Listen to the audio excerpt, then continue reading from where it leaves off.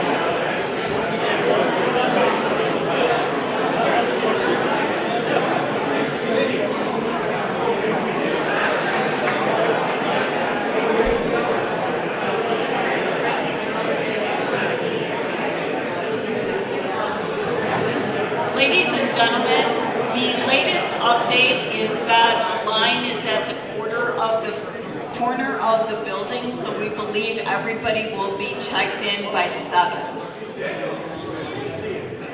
Again, thank you very much for your patience.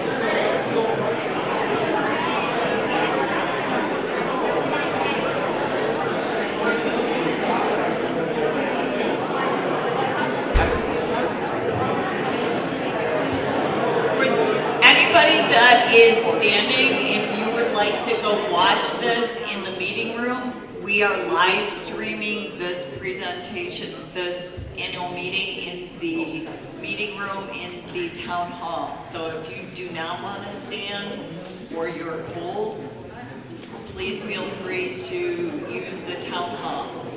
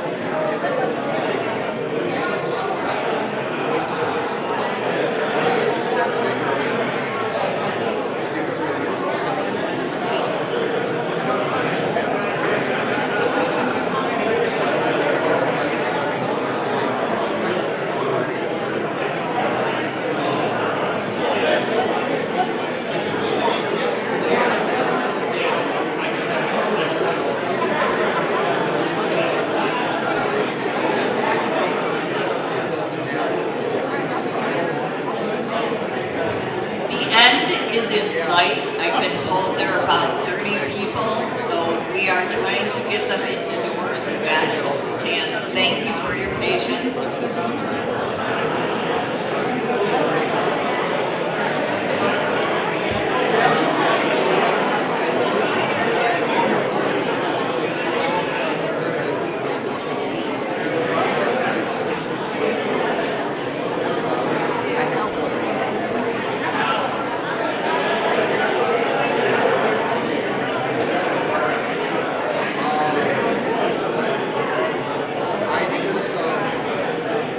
I think it's important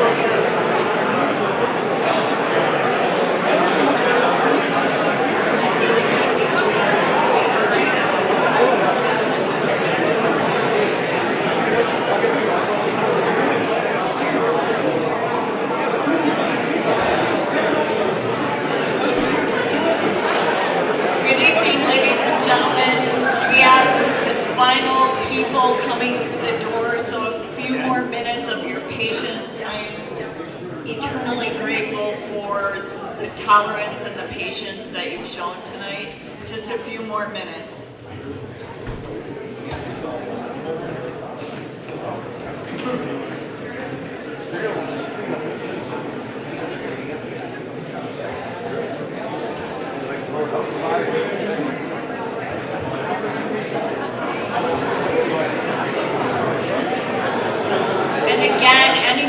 Standing, there aren't many people in the town hall meeting room. The meeting is being live streamed in the town hall meeting room. If you would like to use that area to watch the meeting, you're welcome to do so. Thank you.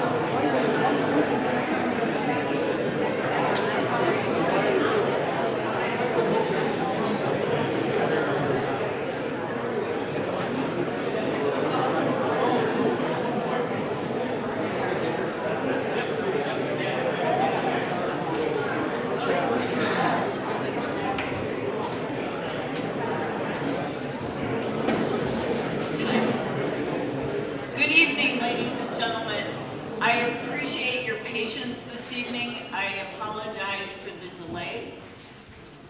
This is the Town of East Troy 2025 Annual Meeting of the Electors. Today is Tuesday, April 15th, and the time is 7:35. Again, I apologize for the delay.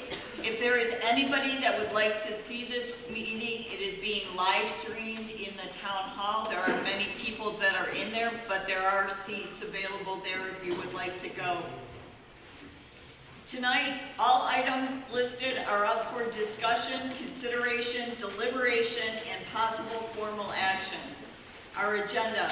I have called the meeting to order. Roll call. Church here. Leonard here. Reyes here. Johnner here. Wales here. At this time, I would like everybody to stand for the Pledge of Allegiance. I pledge allegiance to the flag of the United States of America and to the republic for which it stands, one nation, under God, indivisible, with liberty and justice for all.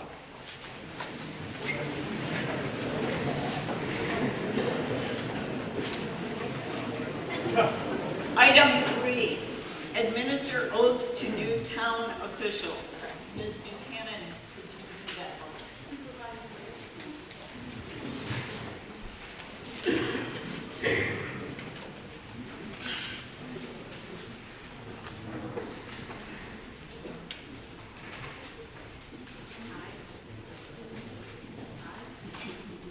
I, Michelle Reyes, having been elected to the office of town supervisor, but have not yet entered on the duties thereof, swear that I will support the Constitution of the United States, the Constitution of the State of Wisconsin,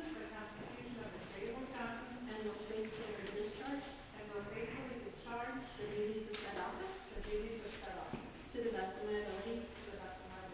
So help me God.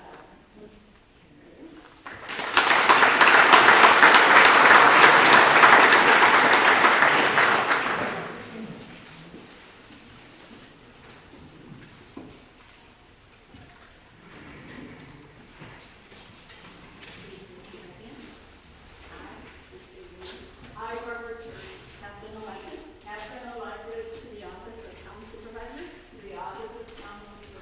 but have not yet entered upon the duties thereof, swear that I will support the Constitution of the United States and the Constitution of the State of Wisconsin, and will faithfully discharge the duties of said office to the best of my ability. So help me God.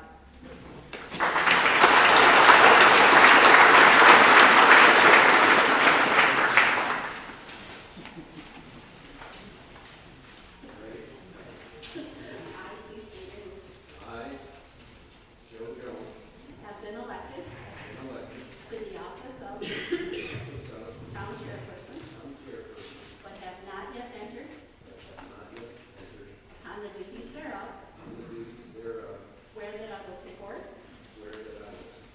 the Constitution of the United States and the Constitution of the State of Wisconsin, and will faithfully discharge the duties of said office to the best of my ability. So help me God.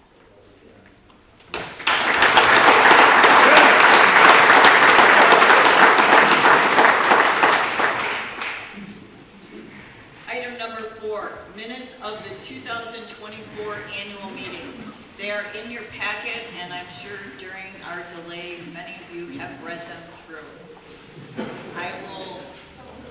I will take a motion from the floor to approve said minutes. Yes, sir, your name? Doug Rich. Pardon me? Doug Rich. Could you spell that? R-U-E-S-C-H. And do I have a second? Lisa Jeffrey. D-E-P-K-E? P-P. All right, hearing a motion by Mr. Rush and a second by Ms. Deppie.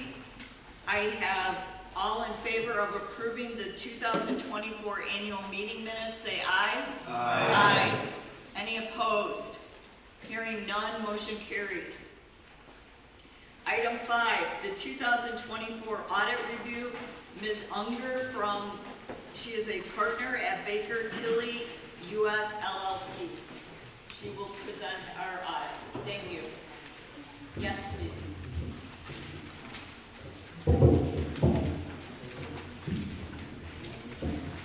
Good evening, everyone. Included in your packets were your agenda, or the minutes were, there is a one-page, or actually two-sided handout that summarizes the two documents that we issue as part of the audit process for the town. We issue an audited financial statement, and we also issue what's referred to as a reporting and insights document. The handout that I provided this evening goes through both of those at a very high level, so I will keep it brief. But please feel free to ask questions if you do have any as I move through it.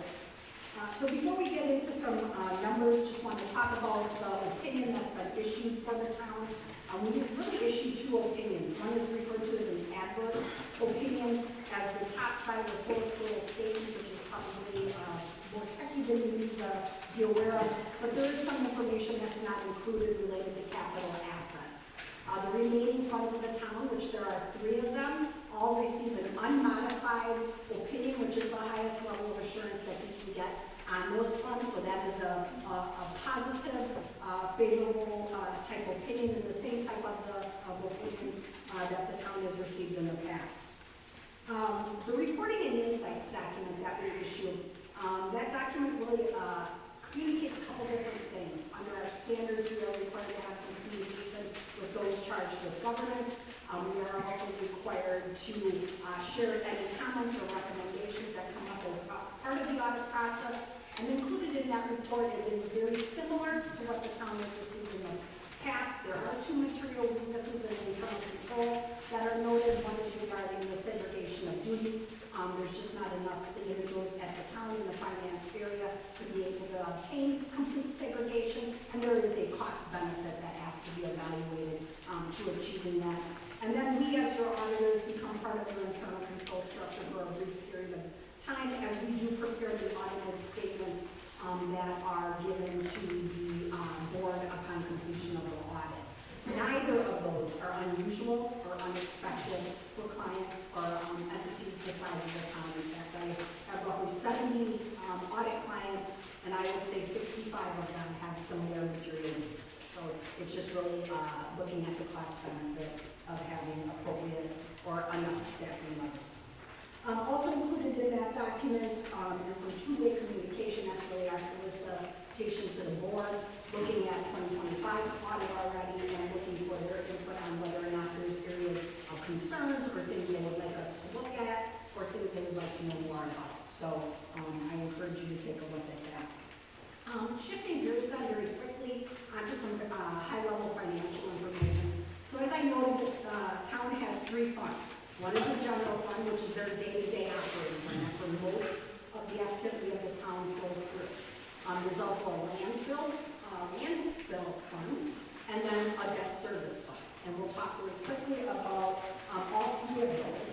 On the top side of the second page of the handout, I presented a budget to actual comparison to the general fund. When we talk about the day-to-day operations, we really want to know how did that fund perform compared to what we had budgeted earlier in the year. So when we look at the general fund, you'll note in that first column is actual results. The general fund had $2.7 million, almost $2.8 million in actual revenue, compared to a $2.6 million budget. So the general fund was over budget in revenue, which is a positive, by roughly $138,000. A couple of reasons for that. The 2 largest contributing factors are building permit revenue, lots of growth, so building permit revenue was up roughly $75,000 over budget, and then investment income, good market returns on investments. Investment income was $29,000 over budget. Likewise then, when we look at the next row, which is expenditures, $4.5 million the actual expenditures compared to a $4.6 million budget. So you were under budget in expenditures. Again, a favorable variance for the year of almost $100,000. Again, numerous contributing factors. Some areas are over budget, some are under. When we look at who was over, public safety came in over budget by $98,000. There was an additional police officer during the year, so that was $20,000 over budget. Inspection costs, you had increased building permit revenue. Inspection costs go up similar in nature to that income. So inspection costs were up $32,000 over budget. And then there were some fire dues that are paid over to the fire department that are not budgeted at all. So that was $38,000. Public Works came in $94,000 over budget, and that was because road construction costs came in over budget. But then ultimately, the capital outlay activity for the town came in $273,000 under budget, and that mainly was from the town hall project. That was $174,000 less than the over budgeted. So overall, the next row there, titled Other Financing Sources, just a reminder, the town borrowed money in 2024, $1.441 million. So most of that other financing source is that borrowing, and then there are some interest funds that come in from the landfill fund. That is the difference. So overall, when you look at the general fund year-end performance, you budgeted to use $531,000 of fund balance. You actually only used $289,000, so you were positive to the budget by $232,000. If we go back to the previous page, then we go back to that first column. When you look at how the town ended from a general fund balance perspective, you'll note in that first column at the very bottom, the general fund had $480,000 of fund balance. And that's really your savings. Those are monies that we have for various reasons. You'll note there's 4 pieces to that. A couple of the highlights in there, you have a portion that's restricted. That's almost $103,000. There's a small portion of that which are impact fees. So those are collected for a particular purpose and can only be used for that purpose. That was roughly $14,000 of that figure. You had ARPA money. These are federal funds that came in post-COVID that were available to governments to spend for particular purposes. The money that is left at the end of 24 was roughly $42,000. And then there's some unspent debt proceeds of roughly $46,000 in that figure. There's a portion that's assigned. Those are monies that have been earmarked by whether the board or management for particular purposes. They can be unassigned at any point in time there is no board action required just by management and the board making that decision. Included in that $142,000, there's $47,000 that you budgeted to use of fund balance, and then there's the remaining portion, which are monies that are set aside for employee benefits, equipment replacement, that type of activity. So the remaining balance in your general fund, $136,000, almost $137,000, is your unassigned balance. This is again working capital contingency type money. That's roughly 3% of your operating budget. So that is on the low side of what we would typically want to see, which is somewhere between 10 and 25% of your operating budget. And the next column is your landfill fund at $61,000 of interest income. It's spent $57,000. A portion of that is on well testing. The remaining portion comes out of there and goes into the general fund. So overall, added $3,400 to fund balance at the end of the year at $1.3 million. All those monies are restricted for landfill purposes and not available for operations. The last column then, debt service, is exactly what it sounds like. That's where you levy a tax and you pay principal and interest on village debt. Town debt. Of that $708,000, $672,000 is tax debt. The remaining balance is the amount of special charge that is collected on the Shorewood project. You pay $672,000 in principal and interest on town debt, added $35,000 of fund balance, and ended the year at $35,000 of fund balance. That $35,000 is restricted. It can only be used for debt service purposes until the debt of the town is paid in full. Switching then back very quickly to the last page, one more item I just want to quickly highlight is that section titled long-term debt. When you look at the long long-term obligations of the town. The town as of 12/31 had 4.4 million of general obligation debt outstanding. 1.441 of that was the new debt that I referred to previously. The town paid down roughly $500,000 of debt during the year, but at 12/31 it had 9 debt issues left.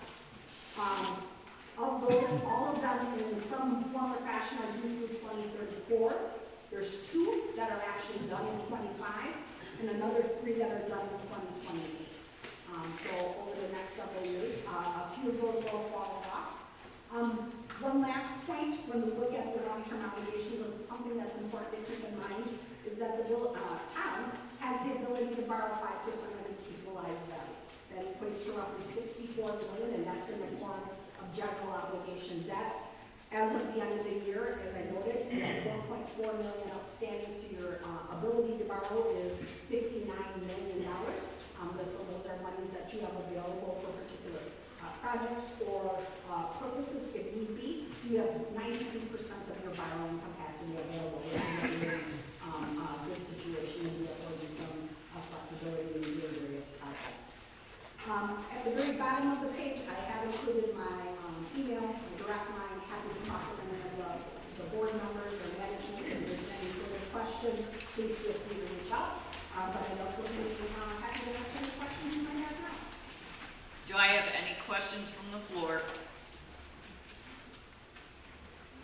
Hearing none. I thank you for your presentation, Ms. Unger, and thank you for your patience. Have a safe trip home. Item number 6, set the date and location for the 2026 annual meeting date. The date needs to be April 21st, 2026 at 6:30 p.m. at the East Roy Town Hall property.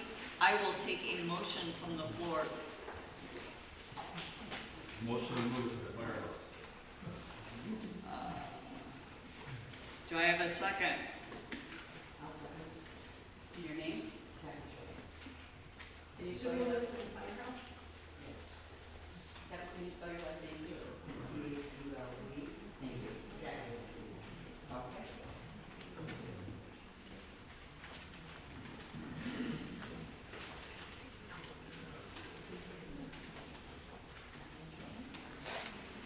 All right, I have a motion from Mr. Stoss and a second by Ms. Schultz to move the 2026 town annual meeting to the firehouse. All in favor, say aye. Aye. Opposed? Nay. Nay. I believe the nays won. Mr. Stoss, do I need to do a count of hands? All right, please raise your hand if you want it moved to the firehouse.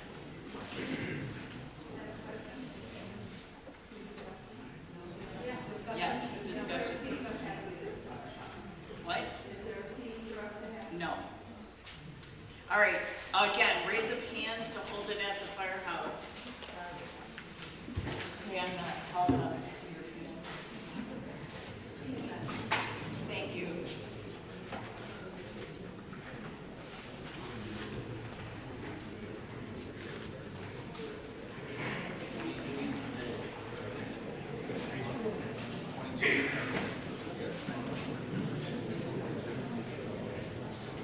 I would like a raise, your hands raised if you do not want it at the firehouse.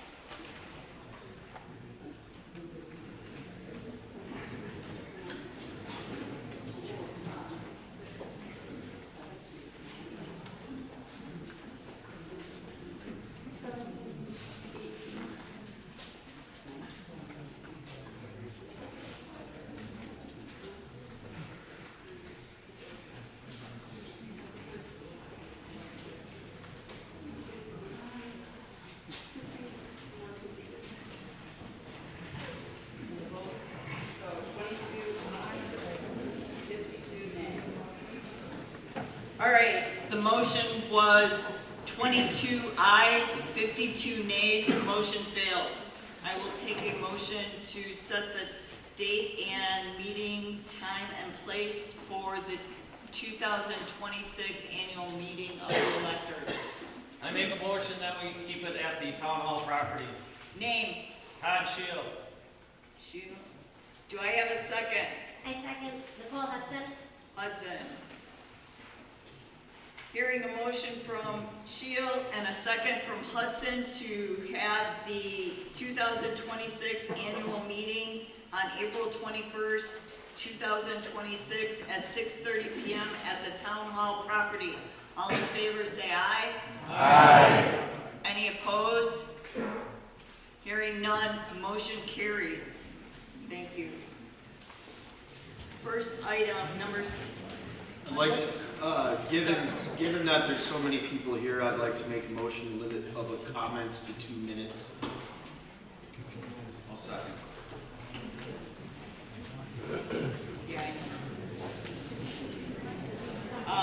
I have a motion from Supervisor Johnner to limit public discussion to 2 minutes each, and a second by Supervisor Leonard. All in favor say aye. Aye. Any opposed? Nay. All right, I'd like a show of hands for the motion. The ayes, please raise your hand.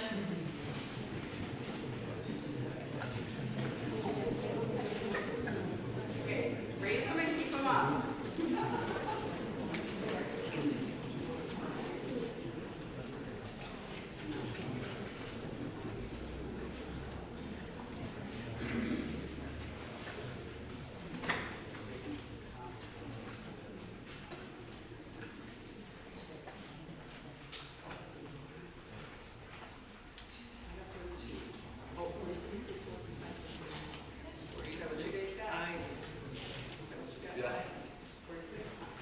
Would the nays please raise your hands?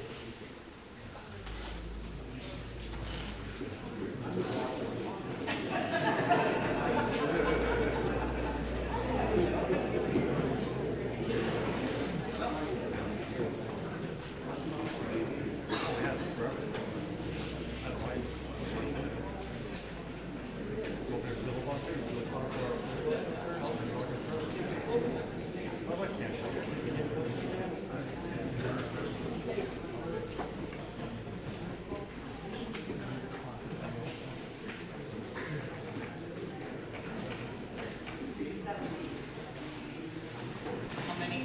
I have 66. You had 66 or 77? On the motion to limit the discussion to 2 minutes each, we have 46 ayes and 70 nays. Motion fails. All right, that means that we'll go with the standard, which is 3 minutes max. Discussion, each person has one time. Was it in 4 minutes? No, it's 3 minutes. I think we were doing 2 to 3 minutes anyway. It was 4 minute periods. That's why I did the motion. So, Yeah, that's why the only reason I did that motion was because I thought it was 3 minutes. 3 minutes for the annual meeting.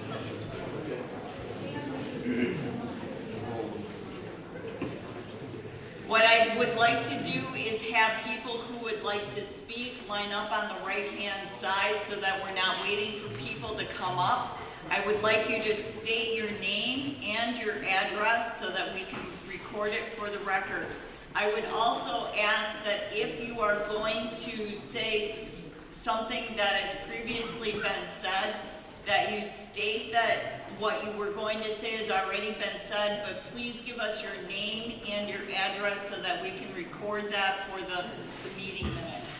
At this time, I would like people who would like to speak to line up on, well, let me backtrack here.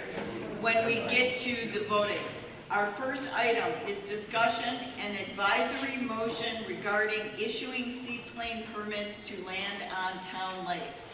Now, this is an advisory motion only. It does not mean that there is formal action coming from this. It is a tool to help the town board understand where the public that we serve stands on the issue.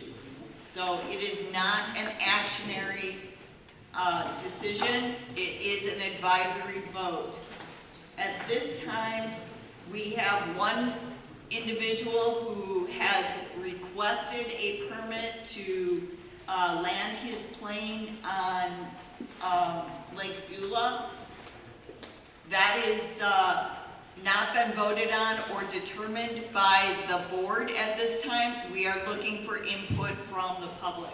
Is there anybody who would like to speak on that issue? Please line up on the right-hand side.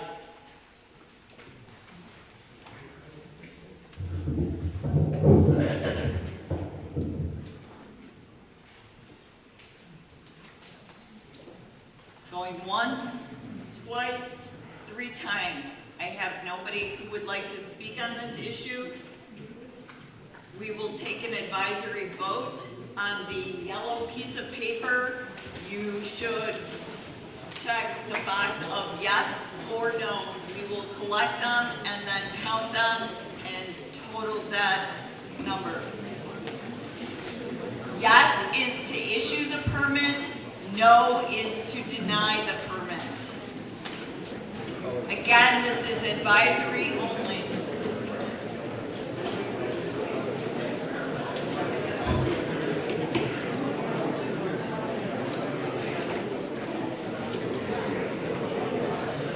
Those people that are seated in the town hall area, Ms. Loth is coming in to collect your ballots. You are not being left out of this. You should be filling this out. Yes, you want the permit issued. No, you do not want the permit issued on the yellow sheet of paper. Thank you.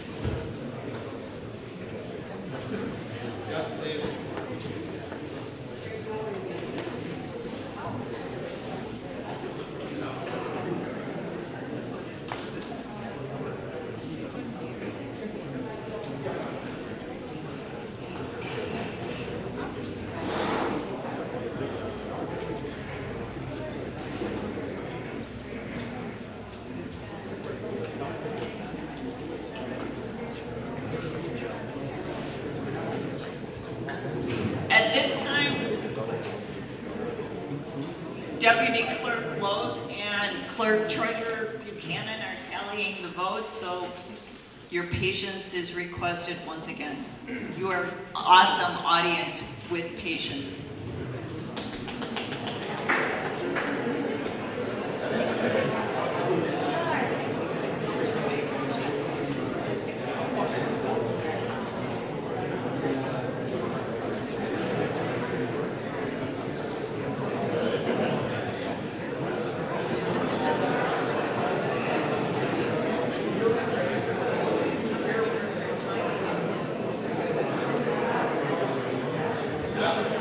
I have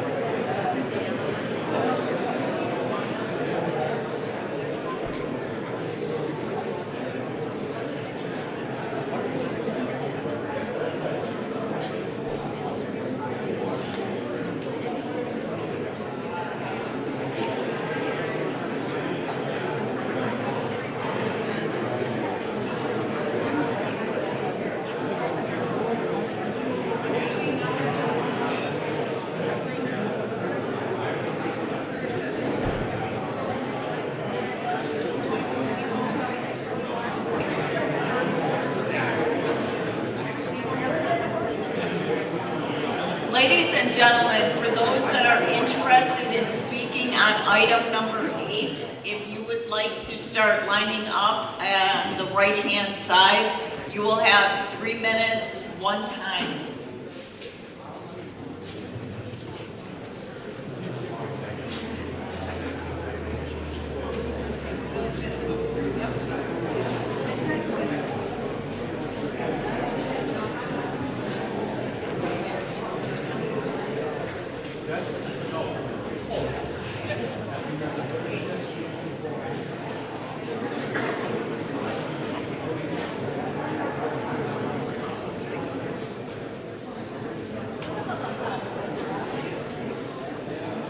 Again, when you come to the mic, I'm going to ask you to state your name and your address for the record.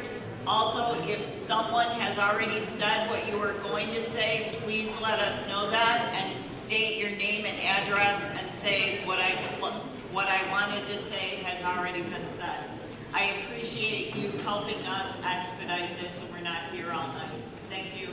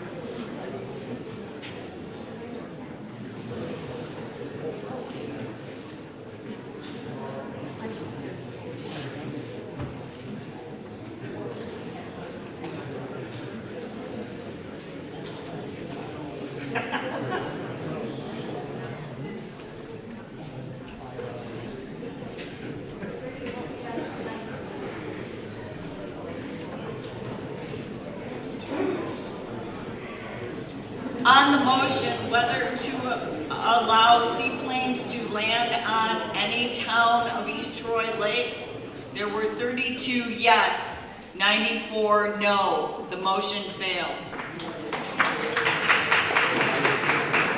Again, it is an advisory vote. Item number 8, discussion and advisory motion regarding the need to have or to develop an ordinance regarding wakeboat surfing on town lakes. Would the first gentleman like to step forward, please? Name? And 8680 Road Road. Did you guys get that? I am on the Protect Lake Beulah board. I handle the fish and wildlife. I've been fishing Lake Beulah for over 4 years, 20 years, running the weekly bass tournament. When fishermen look out at the lake, we not only see the surface of the water, but we also envision the bottom of the lake. We see the bottom structure, we even visualize the type of weeds that we would be targeting. Fishermen know the structure of the lake, and we have been observing a significant destruction of Lake Beulah's weed beds and fish habitat for the last number of years. I have witnessed wakeboats and surf mode operating over these mid-lake humps and extended points, and have seen the mud flumes left in their trails, sometimes seeing whole weeds floating on the surface with roots attached, and it isn't good. This is a photo from a video I took out of a friend's ice fishing canyon in January. This was taken in 22 feet of water and shows the bottom around covered by deep weeds, but there is a glow at the bottom. And visible is a crater. It looks like barren moonscape. Keep in mind we're looking at 22 feet of water. And it begs the question, until we know more, is it really safe and harmless to wake surf in 20 feet of water? Next photo. This is a drone photo of a mid-lake hump in West Bay and Lake Beulah. It used to be covered by healthy cabbage weeds and was a top fishing spot for bass and crappies. I no longer fish this area. The weeds and fish habitat are wiped out, and there are many areas like that around the lake. As a result of this loss of fish habitat, we observed significant declines in the numbers of bass crappies and crappies over the years. Do our observations of fewer bass and crappie caught represent a canary in the coal mine? We think so. Wakeboats need large areas of open deep water in order to operate safely. Neighbor lakes like Pewaukee, Nagawaki, and Big Green have that type of depth of space. All have recently adopted minimum standards of using the 30-foot depth and 700 feet from shore zone as parameters for safe wake surfing. That's a map of Lake Beulah with those parameters. Lake Beulah does not have the type of open deep water space and is not suitable for wake enhanced surfing.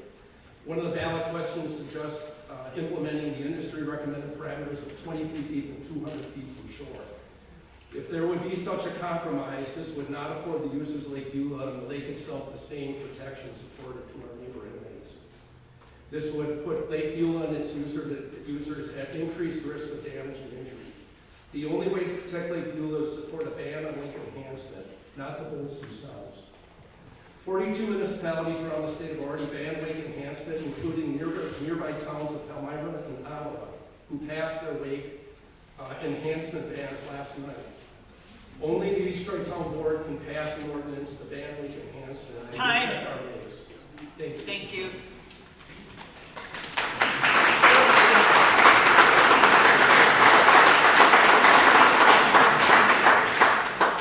Richard Faust, property at W 1928 Pastime Lane. Last night, the Wisconsin Conservation Congress held their spring hearings throughout the state. Each county holds a hearing and they have public questions that the public can answer. Question number 54 was allow the DNR wardens to enforce local ordinances on all Wisconsin lakes. This requires legislation. This is the reason they want to do this. The only enforcement of local ordinances on lakes comes from local law enforcement agencies. Ballast-type boats are increasing in popularity, but town boards have been reluctant to create ordinance to deal with the situation. The DNR suggests, well, there are negative impacts from these magnified wakes. Until further studies, town boards should enact ordinances to deal with this situation on lakes in their jurisdictions. It may be some years before statewide action is taken. This is in your hands right now. In the meantime, these boats may have negative impact on our lakes. The town boards can address the issues: shoreline erosion, scouring of the lake bottom, resuspension of nutrients, which creates algae blooms, destruction of fish habitat, which we've seen, and the ecosystem. There are town boards that have taken action to address the growing concerns. However, some town boards say they will wait until the DNR can enforce the new law. So I know there was a comment made by the new chairman at one point that he was worried about local enforcement having to enforce this, and it would be put on the town police. Well, the DNR is coming out asking the public if this would be fine, if they could have the wardens enforce local ordinances. Presently, on Lake Beulah, if there's a warden out there at 9 a.m. in the morning, I can go screaming across the lake on Saturday, and he can't enforce that. He can't enforce the 200-foot rule anymore because it's a 100-foot state law. They want this change so they can help this local police departments enforce the town ordinances. So the DNR is asking the town boards to take action now. Don't wait till the lakes are damaged. And the DNR realizes it's going to be a long time before the state rules on this. The second note is, I'd like to know, there's been a lot of talk of unbiased studies. Where is the wake surfers in their studies? The PLD and the management district have been doing studies, and they got another one coming. Wake surfers have brought nothing to us. Time. Thank you. Thank you.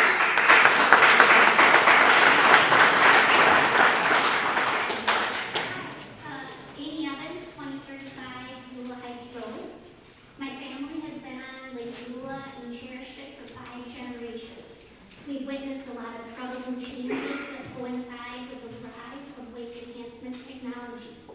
Imagine a future where Lake Beulah is no longer the clean, clear lake we have enjoyed for centuries, a place for fishing, sailing, swimming, and boating.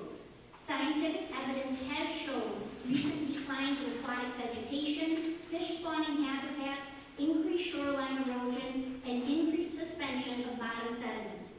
All of these negative effects are directly linked to wake enhancement technology. Research consistently demonstrates that wake-enhanced boating inflicts persistent damage on our lake, even when guidelines are observed. The turbulence generated by these boats adversely impacts aquatic ecosystems.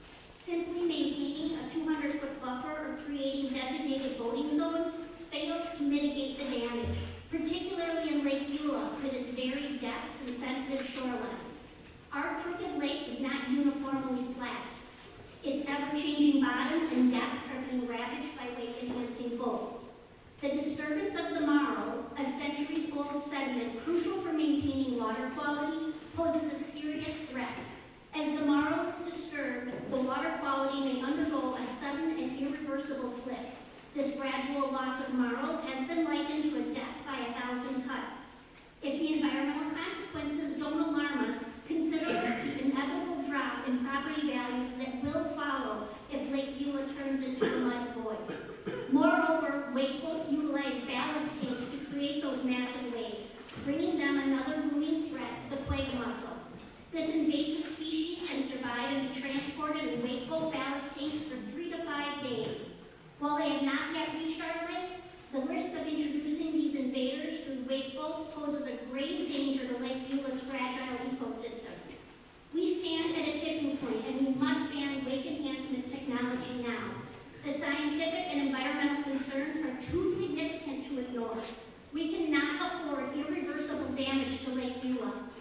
What legacy do we wish to leave for future generations? Do we want to pass on pristine Lake Beulah for future enjoyment? Or do we want to alter this gem forever? As Alden wisely stated, one of the penalties of an ecological education is that one lives alone in a world of wounds. We do not want to be ecologists witnessing a community blissfully unaware of wounds inflicted upon our environment. I implore you, this is our moment. The urgency to protect Lake Beulah cannot be overstated. For the love of the lake, I strongly encourage you to fulfill your duty to protect Lake Beulah and staff the lake.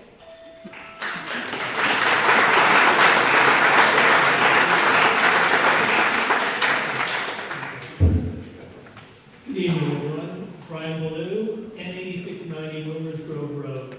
I'm the Vice President of Protect Lake Beulah. I'll be speaking the words of Bob Noda tonight. Bob should be with us. They have not been entered in the record. He's a water quality specialist, well-known scientist, and he has more than 3 decades of experience working on protecting Lake Beulah from the scientific perspective.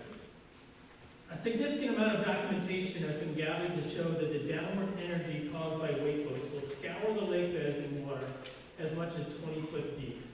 With respect to Lake Beulah, this would include virtually all spawning beds and waters for young fish to find cover from predators. However, this also causes another problem for Lake Beulah. Both Protect Lake Beulah and the Management District have accumulated a vast amount of water quality data from the lake through the ongoing water sampling programs. Over the years, these data have shown that the water quality is very good. However, we also know that the water quality is very fragile. The biggest threat to area lakes is eutrophication, caused by the influx of nutrients. Lake Beulah is unique in that the relatively low pH of the groundwater that enters the lake causes nutrients to precipitate out of the water column. These nutrients are contained within the shallow lake bed sediments and have accumulated over hundreds of years. As video documentation has shown, a single pass of a wakeboat over shallow water stirs up a vast cloud of lake bed sediments. What you don't see from these videos is the nutrients that are drawn back out of the lake bed along with the sediments. While the small amount of groundwater that enters the lake has been able to keep the nutrient concentration at healthy levels, the re-animation of nutrients can overwhelm the ability of the system to compensate for these additional nutrients. So we may already be seeing the impacts of this. Recently, we have documented an outbreak of cyanobacteria on Lake Beulah. Cyanobacteria is also known as blue-green algae, and it's toxic to fish, wildlife, as well as to people. While our studies of the causes of these outbreaks are ongoing, it is clear that the disturbance of sediments caused by wakeboats is a likely contributor. Consequently, Bob believes, as does Protect Lake Beulah and the Management District, that good stewardship of the sensitive environment of Lake Beulah would include actions taken to halt activities that cause such massive disturbance of the lake bed sediments. Thank you.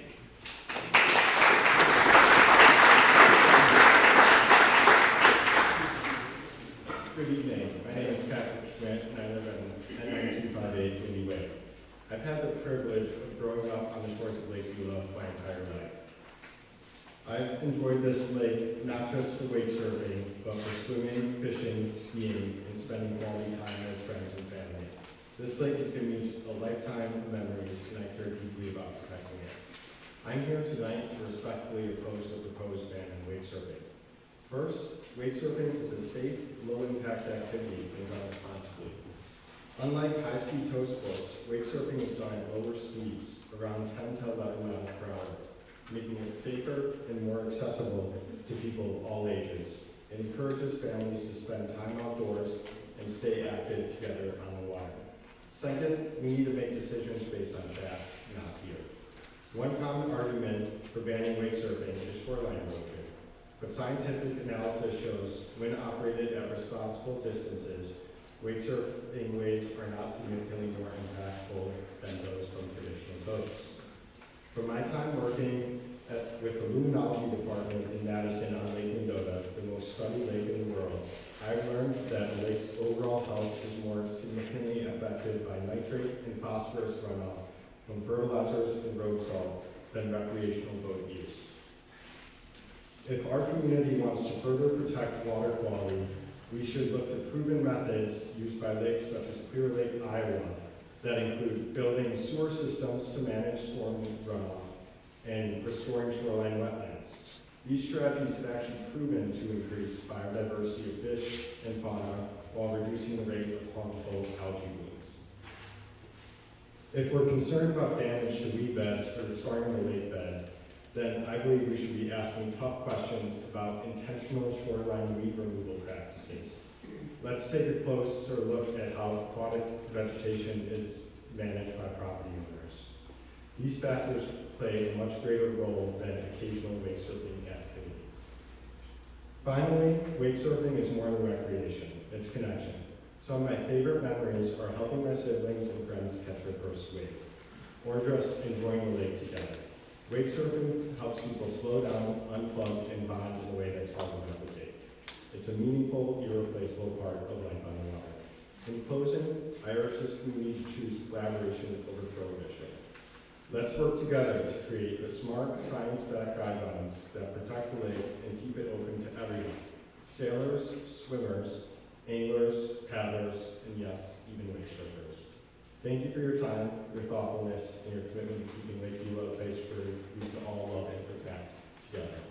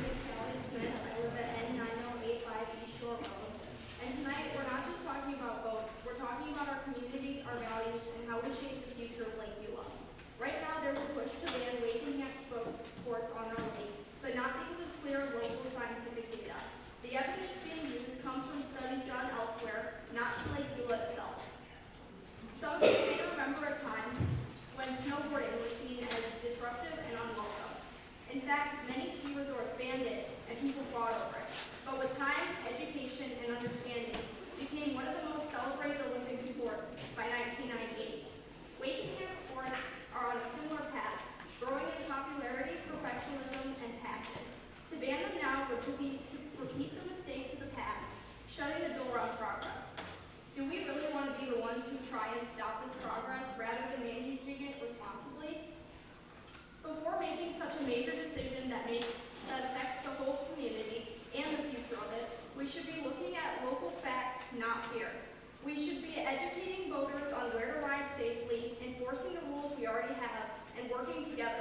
not pushing one-sided bans based on limited surveys and closed-door decisions.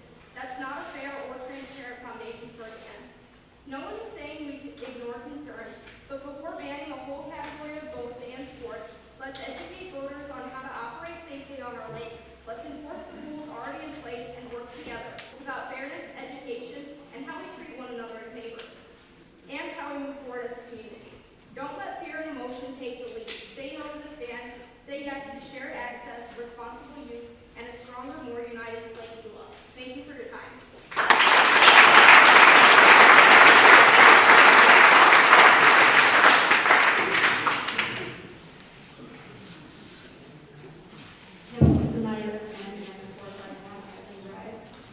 Good evening, everybody, and thanks for listening.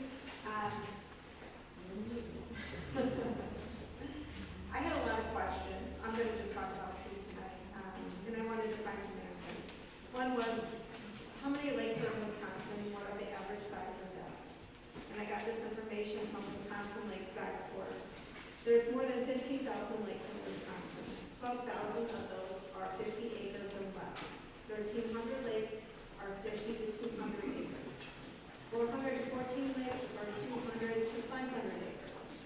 There's 268 lakes that are 500 acres plus, like Lake Beulah. It also defines shallow lakes as a maximum depth of less than 20 feet or an average depth of less than 10 feet. So according to this definition, Lake Beulah is a deep, large lake.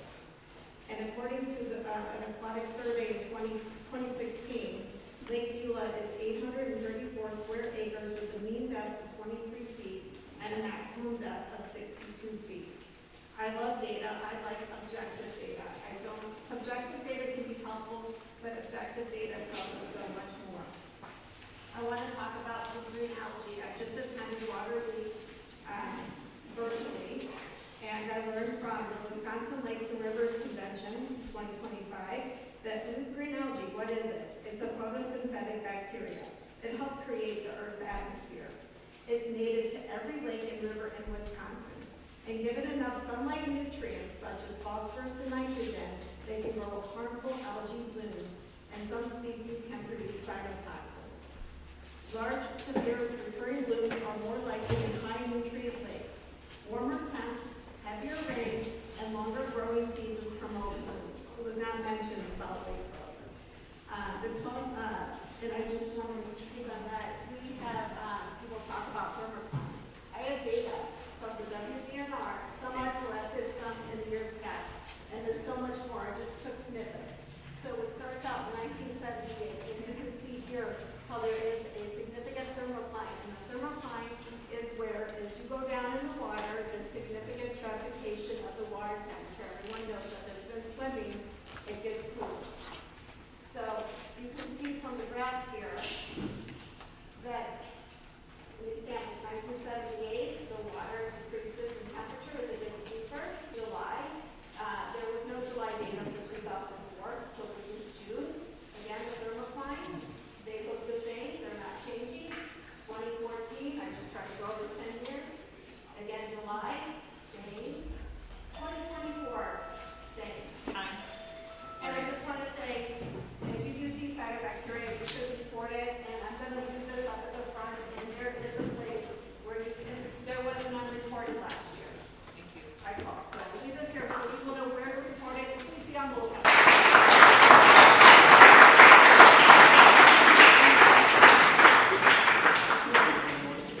West 1767 Lake Road. I own a property in town of Square for about 30 years. My family's been here for about 100 or so. I'd like for you to imagine for a moment if you're driving down Highway J. You see all kinds of different vehicles, right? Cars, trucks, buses, vans. For the most part, you really don't care what those vehicles are so long as the drivers are staying in the lanes, not doing anything crazy. It's no good deal. The same thing is true when you're out on the lake. You see all kinds of different vessels. You might see speedboats, paddle boats, canoers, kayakers, fishermen, people that are sailing. For the most part, as long as those people are doing what you expect them to do, they're staying within the rules, they're not acting crazy, you don't really care so much about what that vessel is. Now I'd like to imagine you're back on J again, and now coming towards you is a monster truck. I mean, bigger than that truck. One that takes a lane and a half or so to kind of crush cars sort of thing. If it's me, I know I'm getting off the road, but I'm sure the same thing is true for you. In advance to the surf mode, it's much like a monster truck. I mean, if I'm on a pontoon boat, I need to know exactly where they are and what they're doing to give a lot of distance for them. If I'm a fisherman, I probably pull up my anchor and find some place that's calm and I can fish in. If I'm one of the little kids at one of the camps on the lake, trying to keep my canoe or my kayak sunny side up, I'm asking for shore as fast as I can. When the board thinks about putting a ban on the use of these boats as surf mooring, we're not talking about a ban for using them for tubing or water skiing or cruising or even fishing off if you wanted to. But in that surf mode, they really rule the waves. They dictate what happens on that lake. You might think, well, I hate to put a ban on that because I'm infringing on the rights of the folks who own these multi-$100,000 boats. But I'd like you to also consider the rights of the other people on the lake who have to watch out for these monsters of the lake and have to avoid them. I would encourage the board to not consider any sort of compromises that would cause distances or depths short of a complete ban. Because the folks who operate this boat will have no idea what depth the surf boats are operating in, how far they are from other boats. I think having anything short of a complete ban is equivalent to having no ordinance enacted at all. Thank you very much.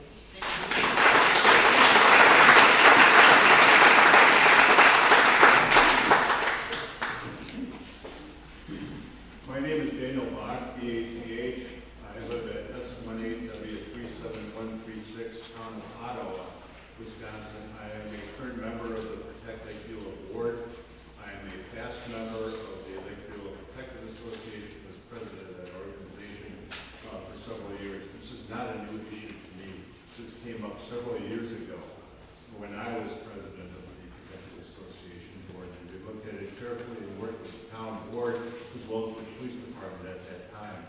Over the years, I've heard three arguments basically against having an ordinance banning wake surfing. And those break down pretty much as follows. First of all, it doesn't cause any real harm. There's no evidence that it does. Others will speak to that issue, and I'll respect the invitation not to address that again or repeat those arguments. It also causes property damage, and I've personally witnessed property damage that's caused by wake boat operation. My relative's dock was completely obliterated by the actions of wakeboarding. And I'm an attorney also. When people come into my office, we look at two issues basically, causation and remedies. Causation addressed by others, remedies. What's the remedy for property damage? Well, if you find the perpetrator, possibly track them down and remedy that situation. What's the remedy for damage to the natural resource? There is none. The second argument I've heard is that the public trust doctrine gives everybody access to the lake and the right to do what they want with it. That's not exactly true. Within limits, we all have to balance out the interests of some of us versus the interests of others. How do you balance out the interests of those who have been harmed by wakeboarding activity versus the interests of those who want to engage in it? I ask for a show of hands, how many here in this audience have been negatively impacted by the activities of wakeboarders? Several of you. The public trust doctrine also, importantly, protects the resource itself and imposes an obligation on us and on this town board to take action to protect the resource itself. Third argument I've heard is, well, you can deal with this problem through education and enforcement of existing ordinances. That has not worked. I can tell you from personal experience, I sat down with the police chief of the town of East Croy 12, 13 years ago, as well as a member of the management district, tried to enforce current ordinance, which was 200 feet from shore, no wake ordinance, placed buoys out there. This is an irregularly shaped lake. It doesn't work. It didn't work. Thank you.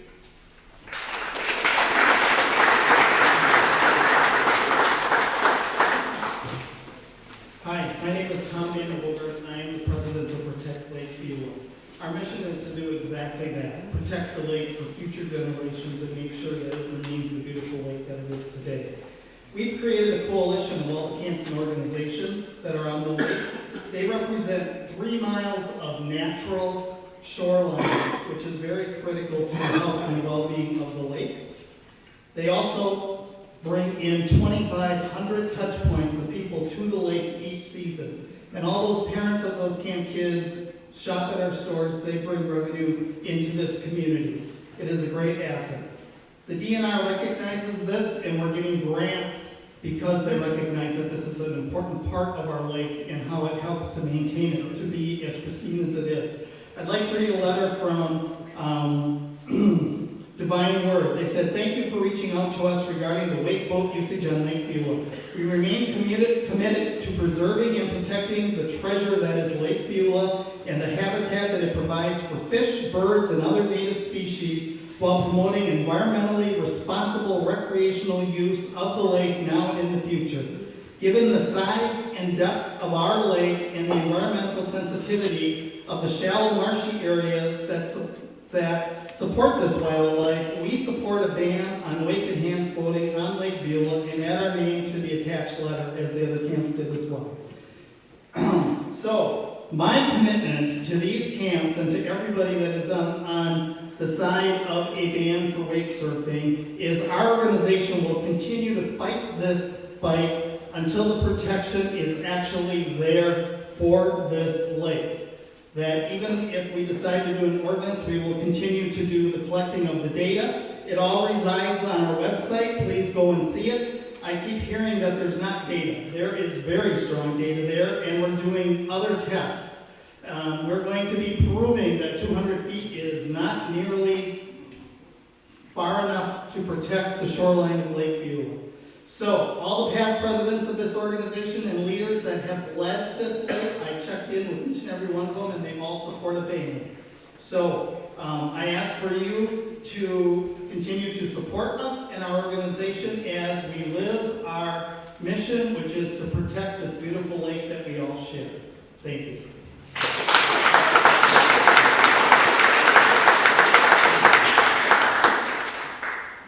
Hi, I'm Ed Kessler, I live at 43 Granby Drive. For 20 years, our family has had a home on Lake Beulah. The highlight of our summer has always been sharing time with friends on these waters, enjoying a variety of water sports.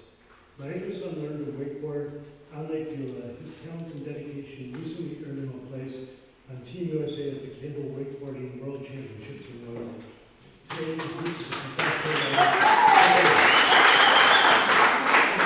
he competes at the professional level with sponsorship from Slingshot, a wakeboard manufacturer. We consider ourselves environmentalists first and water sports enthusiasts second. Our family would never support activities that endanger Lake Beulah's natural beauty or limit others' enjoyment of this shared resource. The solution isn't banning wakeboats, but implementing existing regulations properly. East Trail Ordinance already requires no wake buoys at 200 feet from shore and clearly marking sensitive areas. Currently, most buoys sit at just 100 feet, and sensitive areas beyond this distance remain unmarked. Scientific studies confirm that up to 200 feet from shore, wakeboat waves are comparable to those of other boats at 100 feet. Despite the incorrect buoy placement, I've observed no shoreline erosion in our property in 2 decades. Nevertheless, these buoys should be properly positioned as a precautionary measure. Rigorous scientific research demonstrates that in waters deeper than 20 feet, prop wash lacks the power to damage reef beds or disturb ground sediment. The contrary study that's been cited uses turbulent jets creating conditions that have not been replicated in real-world scenarios. To the extent that there is documented lake bed damage, it could have been prevented through proper enforcement of existing no-wake ordinances and proper marking of sensitive areas. Rather than an outright ban, I propose a 3-part solution. Provide clear guidelines to all voters about responsible operation through mailers and postings at the boat launch. Correctly place and monitor no-wake buoys at the mandated 200-foot distance and properly mark all sensitive areas. And establish reasonable limitations on boat displacement, power, and wake height for all wake craft, so that as technology advances, boats don't exceed the parameters that are safe for our lake. This balanced approach protects the Beulah while preserving everyone's ability to enjoy it. Let's not limit a cherished activity for many families when we can instead promote responsible use through education and proper enforcement of existing and reasonable regulations.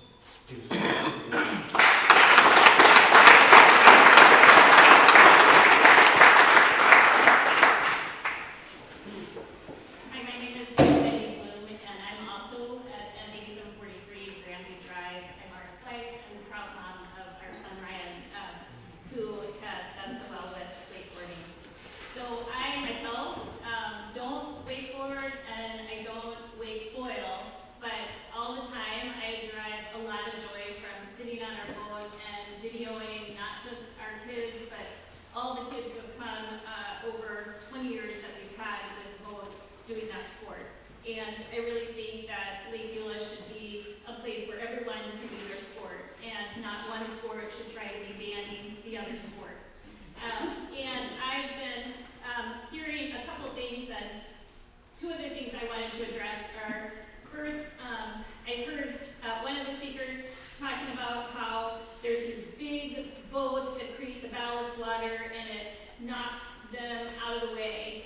Well, I'm a paddleboarder, and I can tell you there have been tons of times when somebody's been combing on their boat and they're just pulling a tube. Or there's a jet skier that comes right by me, and I sort of feel like all of a sudden I become a wake surfer. But that doesn't mean I think that jet skis should be banned, and it doesn't mean that I think that boats carrying tubes should be banned. Instead, I think there's a place for everything on the lake. And if you're super sensitive, for example, we have the no wake times. So if you want to go out and kayak, you can do that quietly. If you want to fish, you can do that quietly. And I do think that the pictures that the other side is showing of the lake, and there's just these purple pink spots where you can do this sport, are false. Those are biased. There's plenty of room on the lake to be able to do this sport safely. The other thing I wanted to address was invasive species, because I do some work in that area. And if a boat isn't leaving the lake, then it's not going to be carrying invasive species here. We've had our boat that has the ballast tanks for 20 years on the lake, and it hasn't left except to go off to storage during winter time and come back. And actually, it's fishing boats that predominantly come into our lake and leave the lake and go to other lakes. And so if you're talking about dealing with invasive species, and the idea that you should ban wake boats is not fair, because really the problem is much broader, and it's really most likely the fishing boats that are causing the problem. The other thing that I'd like to say is there are a bunch of pictures that come up here, and there's some sort of vague reference to the fact that maybe it has to do with wakeboards. There's a lot of other causes that could be the problem, including climate change, including farm runoff. So we shouldn't be jumping to conclusions. Thank you so much.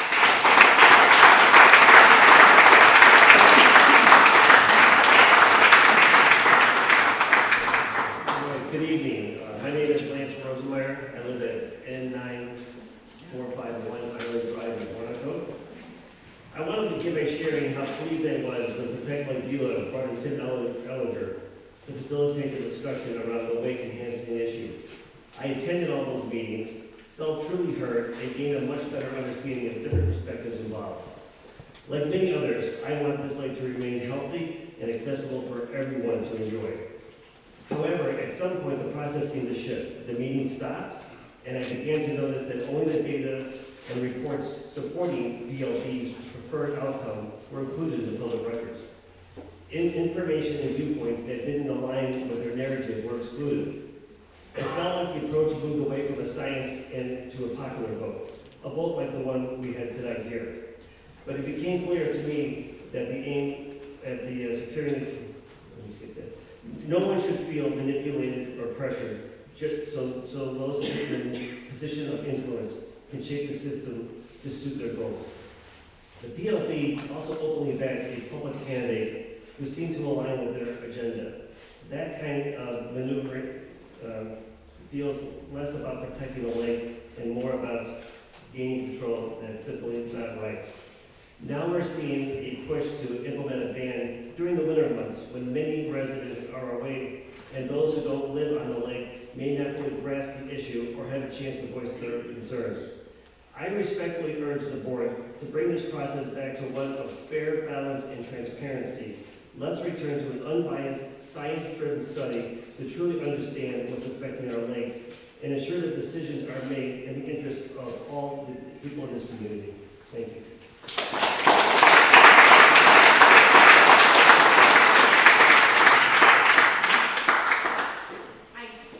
My name is Nancy Schmidt, and I'm in the U.S. Board of Health and Management here tonight. My name is Randy Schmidt. I am a full-time resident of West Florida Township, and I've lived in Lake Lima year-round since 1989. For over 3 decades, I've enjoyed everything this beautiful lake offers, and I care deeply about its health, its future, and the community that surrounds it. Tonight, I want to speak in support of wake surfing and push back against the growing effort to ban it outright. Let me be clear, I believe in responsible boating. I believe in protecting our lake, but I do not believe that banning wake surfing is the right solution. Wake surfing is a sport that many, including my family and friends, have enjoyed safely and responsibly for years. It's a great way to connect with people on the lake, especially the younger generations, foster a love of being on the water. But lately, it has become a scapegoat, blamed for all sorts of environmental issues, many of which are far more complex and require a broader lens. Unfortunately, the group advocating for a ban on wake surfing has relied heavily on studies that are not conclusive. These studies are often cherry-picked, lacking reproducible data, and presented without the context necessary to understand the whole picture. Science should guide our decisions, but it should be sound science, not selective science that supports only one viewpoint. Instead of banning the sport, we should focus on solutions to educate and elevate the behavior of all boaters, just like we teach boat safety and fishing regulations.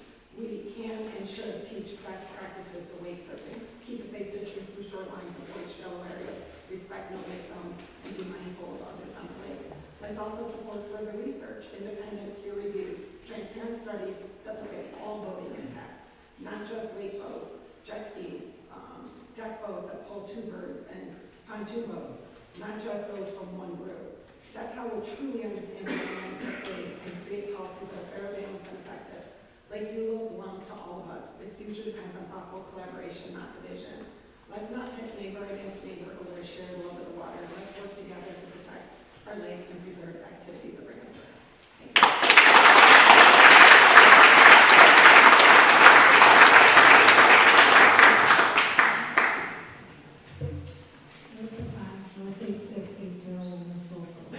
I love kayaking, it's something I do with people, and I do the actual waves that talk about paddleboarding and waves. There are waves that knock you around, the waves from a wake surf boat are from my wake hands are definitely different. Personally, I've been swimming rocks against the shore and I'm kayaking inside my wake zone. And our problem is the waves go in and kind of all my biggest triggers and literally can't get out of it.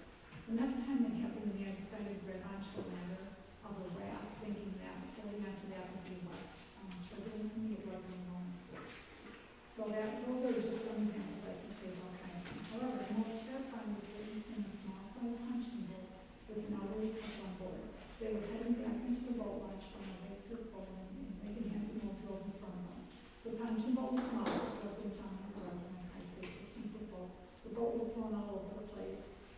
I could hear the woman screaming. I was actually surprised, honestly, relieved that it didn't pitch cold. When the couple arrived at the launch, I learned that off the help to make the boat on the surface. I never wrote the slope. She was still kind of shaking. The man just wanted to go off the lake. Somebody rowed him up to the launch, and I just stayed down there where we just turned on the side boat and basically didn't move. There are many experiences similar to these. People are unable to be on the water with grandkids due to safety. Those used in smaller boat boats and respond people are unable to get their boats off the lakes due to continual cascade waves, etc. So I want to talk about a perimeter. I'm talking about 220 feet, and that space for that to happen. The bottom line is that really can protect us all.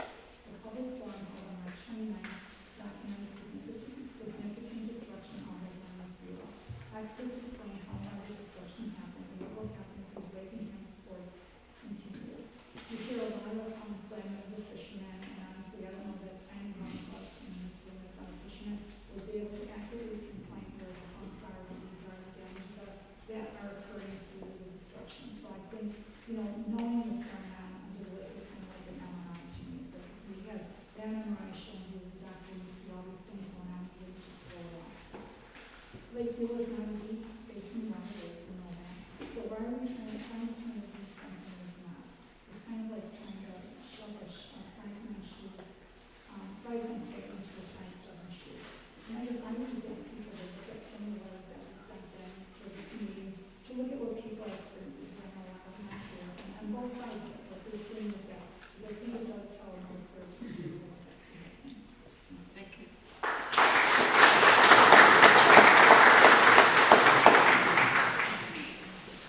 Jennifer Vernon, West 1950 Past Lane. And thank you first for your patience with listening to all of our comments tonight. You were presented with a lot of scientific and environmental evidence on why a wake surf ban would be appropriate for Lake Beulah. I would like to add that there are detrimental effects on the people also. A single wake surf boat in surf mode makes large portions of the lake unusable for other people. The large waves generated by these boats make it essentially impossible for kayakers, paddleboarders, sailboats, canoes, and fishing boats to safely share the same space. Additionally, personally, living in a space where it's popular for wake surf boats to circle in front of our house, the waves make it unsafe for young kids to swim off our dock. There are large waves, they're not strong swimmers, it's just unsafe. So there are essentially no weekend hours when it's safe, aside from early morning and after 6 p.m. when we can use our dock for swimming. Many times last summer, our son invited friends to the lake with the hope that he could introduce them to the sport of water skiing. Unfortunately, when there's a wake surf boat out, the large waves that are generated dash their boats. You can't teach a new skier how to ski with rough water like that. No wind or other boat creates a comparable wave. Surf boats essentially monopolize the lake and make it unusable for other people. Our waterways are meant to be a shared natural resource. We need to share the protection, we need to share the use. For years, for decades, skiers, jet skiers, fishermen, paddlers, sailors, and swimmers have all managed to share Lake Beulah. On a lake the size, the shape, and the depth of Lake Beulah, just one wake surfing boat in surf mode results in a monopoly and makes it unusable to others. It takes away from other users and endangers those who attempt to share the space. Thank you for the opportunity to share my concern. I hope you will take it along with all of the other scientific and environmental evidence that you've heard and consider banning wake surf boats in surf mode on the lake. Thank you.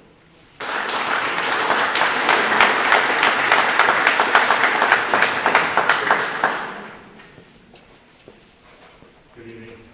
My name is Pat Bergen. My address is 1950 Pastime Lane. Some of you probably know I'm the chair of the Beulah Management District. For those who don't know, by Wisconsin law, the purpose of the management district is to protect and improve Lake Beulah. I don't want to repeat anything that the fishermen have said, but I think it's important to know that we've heard from the riparian owners and from the town a little bit that they want us to look into this issue, that they don't necessarily trust the studies that have been done. I think a lot of you do know that we are required to obtain a weed harvesting permit. We've talked a lot about weeds. Why are weeds so important for our lake? That's where the fish live. That is where all the creatures live. It is critically important. They are the canaries in the coal mine. We don't have weeds, we don't have fish. The lake ends up being a mud hole. A lot of you know we do a study for 5 years to get our weed harvesting permit. Our last study indicates a very healthy weed population. What happens when we go look at some of those studies, as we did recently? We hired a consultant. The consultant took an underwater drone underneath the ice to take some footage of some popular weed beds that have been good fishing areas in the past. The areas that we looked at were rated with the highest weed population rating, essentially rated by how well you can rake through the weeds. If your tines are completely covered, that's a heavy weed population. Some of those areas, you could have taken a rake for 50 yards and not picked up a single weed. The bottom of the lake shows signs of extreme damage. So, what are we doing? Based on the results of that observation.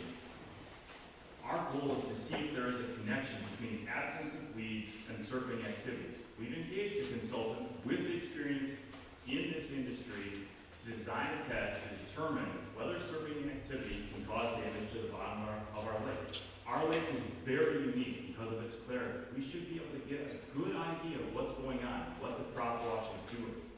We will provide the results of those tests when that is complete, which could be as early as June.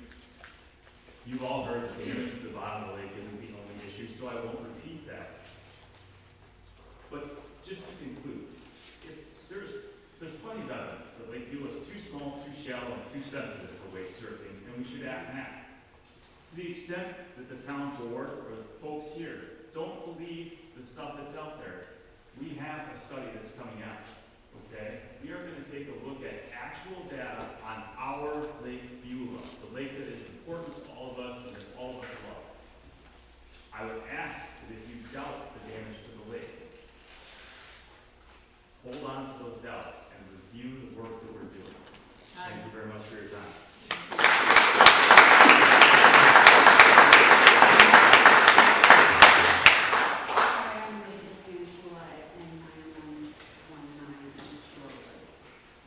Good evening, members of the council, fellow residents, and community stakeholders. I stand before you today to express my strong opposition to the proposed wake usage on Lake Beulah. While I understand the concerns that have been raised, I do not believe that an outright ban is the right solution. Instead, we should work together as a community to find a balanced scientific policies that address concerns while addressing this in a responsible recreation. Responsible wakeboat operation can mitigate many of the concerns raised, education on best practices that we've all heard tonight.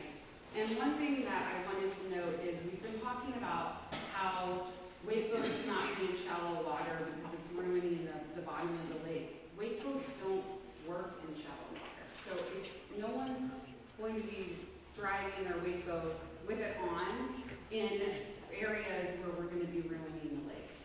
Not only that, we love to spend time out on the water, spend time with our children, and certainly enjoy it with everyone in this room. We all have the same focus, and we want to ensure that we're enjoying it together. We wave to people. It certainly isn't time when we're out on the boat and it's taking over the entire lake. That never happens. We're out enjoying it with fishermen and friends and kayakers. And so I really urge you, it's the truth. And I really encourage all of you to consider science-based studies that are happening that aren't one-sided and that we create an opportunity for all of us to enjoy the lake together. Thank you.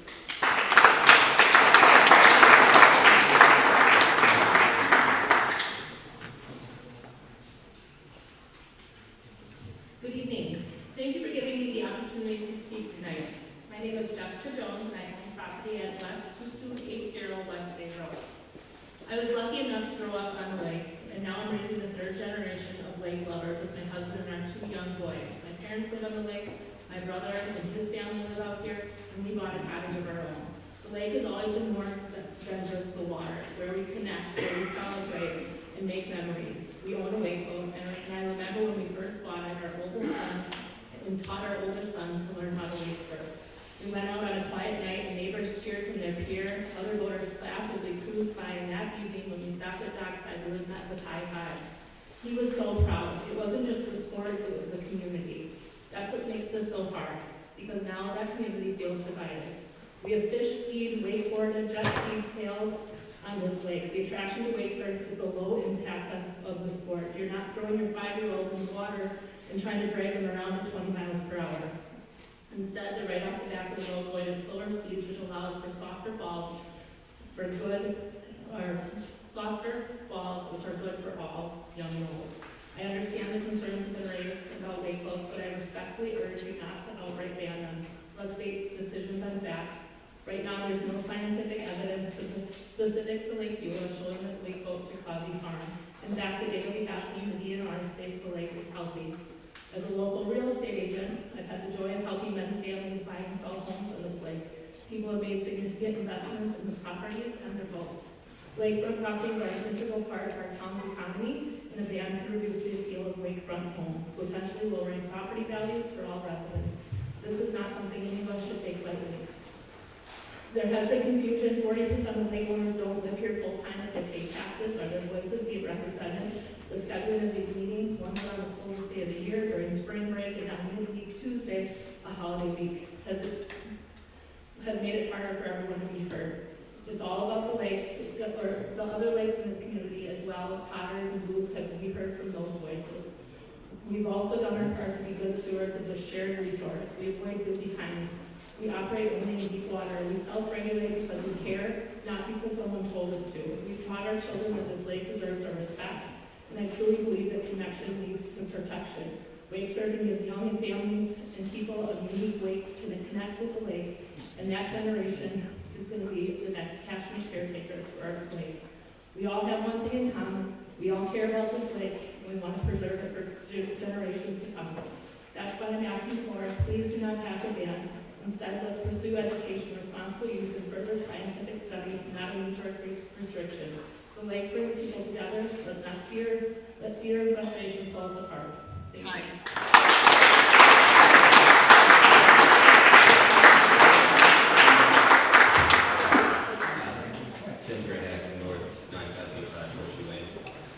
First of all, I just want to say thank you to Executive Field for all you do. I really appreciate it. We moved on to Lake 10 years ago or so. Running up the history of Lake, we kind of want to call it 3 years later. And I actually really understand your point. If I told my grandfather, God rest his soul, we had a boat that made a bigger wave, he would slap me across the face. That being said, some of the evidence that's being put up here is questionable at best. A picture of a reed bed that is no longer there, that's one spot of the lake. Again, let's look into what's happening. But then there's the studies that we're going to preempt. It's likely to be caused by wakeboats. Let's see the result of the study before we make a decision. Other than that, there's the circular reasoning saying, if we implement new rules, then people aren't going to follow them. That's ridiculous. How do you know they're not going to follow them without actually trying to implement them and enforce them? It's the same logic that the Prohibition Party pushed before the 19th Amendment. It's insane. Really what I wanted to do and come up here was just talk about the benefits of having like surfing with friends, with little cousins, with family. Personally, it hurts a lot more to fall, going behind a boat at almost 30 than it did when I was 16. So a low impact sport is great to be able to still get out on the lake, to feel like an athlete once more, even though those days are slowly sliding away from me. It's built a real sense of community, with other boaters, with other people on the lake, with friends who have brought up and spent the entire day trying to get them up, even though they fell consistently. Lots of laughs, lots of great memories. I worked at a marina on Lake Geneva for a summer. If anyone's looking for a good high school summer job, I'd recommend it. Really what it comes down to is safe management of any boat. You work a rental pier, and anybody with a boat is a threat to other people on the lake, no matter what. I'm sure everyone here has had a wave runner come too close to you or jump your wake, or a kayak comes around the blind corner and you have to make a quick turn. Things happen. But education, working collaboratively with people together is really the key, not an absolute ban. So again, check the field. Thank you for all you guys do. Work collaboratively with us. Let's find a solution where everyone can use the lake ultimately. Thank you.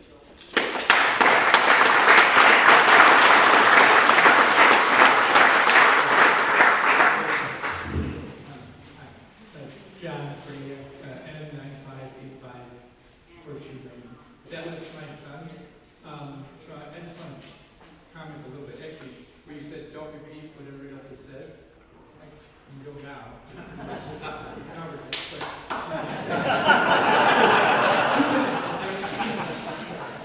at the other guy's wedding, I went 15 minutes, and I went to 14 minutes, 27 seconds.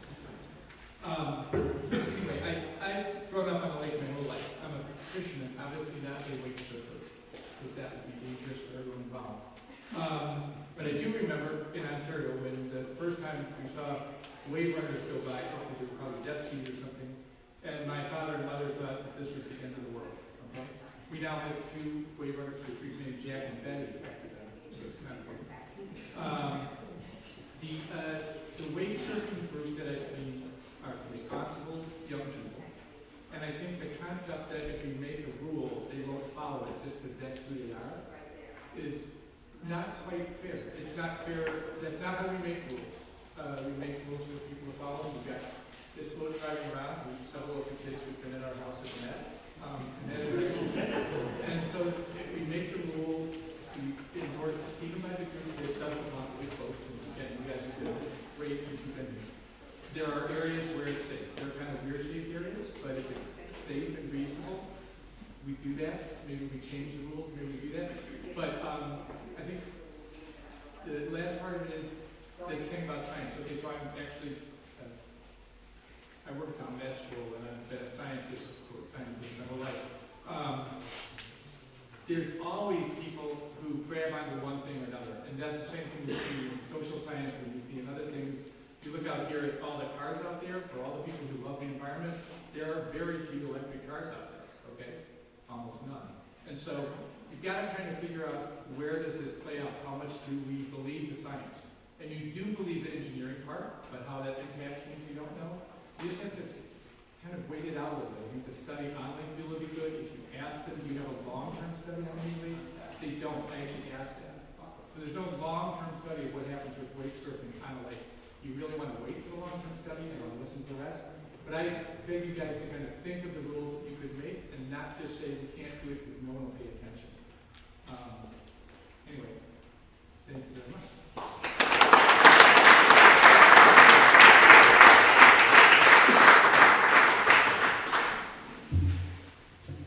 My name is Ed Janak. I live at 9035 403rd, and I actually live on Powers Lake in Kenosha County, just south of here. I am predominantly a water skier, although I do surf on occasion. In 2023, a group of residents approached the District of Powers Lake in the town of Randall requesting a wake surfing ban on Powers Lake. The District of Powers Lake instituted a recommended surf pattern that moved surfboats into the middle of the lake, and no ordinance was passed at that time. New signage was added to both boat landings, and the recommended pattern was publicized on the district website and the district newsletter. The Powers Lake Wake Surf Club was formed and began self-policing the recommended pattern through email communication and lake monitoring, and the pattern has been adhered to. At the 2024 district annual meeting, the only public comment about wake surfing was a resident who indicated he was sure that the new pattern would not work and that a ban was the only solution. He admitted he was wrong and was amazed that there had been no issues involving wake surfing over the past year. The chief of the town of Randall Water Patrol was also at the meeting, and he confirmed that there had been no negative issues concerning wakeboats in the past year. The Powers Lake Wake Surf Club monitored, we have a large yacht club and sailing regattas every weekend. They monitored sailing regattas throughout 23 and 24 and found 0 interactions between surfboats and sailboats during regattas, which occur every Saturday and Sunday throughout the summer. The Wake Surf Club also then asked members to avoid surfing during the regattas to give the sailboats a chance to use the water. Again, not a regulation, not even a recommendation from the district. We just did it on our own. We're the only type of boat on the lake that does this. And if you've ever been stuck in the middle of a sailing regatta in a power boat, you understand how difficult it is to navigate through all of those sailboats. Our improved communication with the yacht club has led them to reach out to the surf club when races have been canceled to let us know that we can surf during race times because they won't be out there. The most dangerous interactions that I've ever had on our lake is when both a pontoon boat and a stern drive boat came within 50 feet of a surfer that was down in the water, creating a huge safety risk for our land. If our waves were dangerously large at that point, both of those boats would have had an issue. But in both cases, they continued to cross both our wakes, never seeing the surfer in the water, and the party on board never stopped. The Last Wilderness Alliance rightly claims that wake surfers are not scofflaws and will abide by any regulation passed. This is also true for recommendations. We have found on Powers Lake that the surf boat owners are as, if not more, concerned about safety and the environment than any other boater out there. I strongly advocate for education and a statewide solution versus confusing local regulations. Thank you.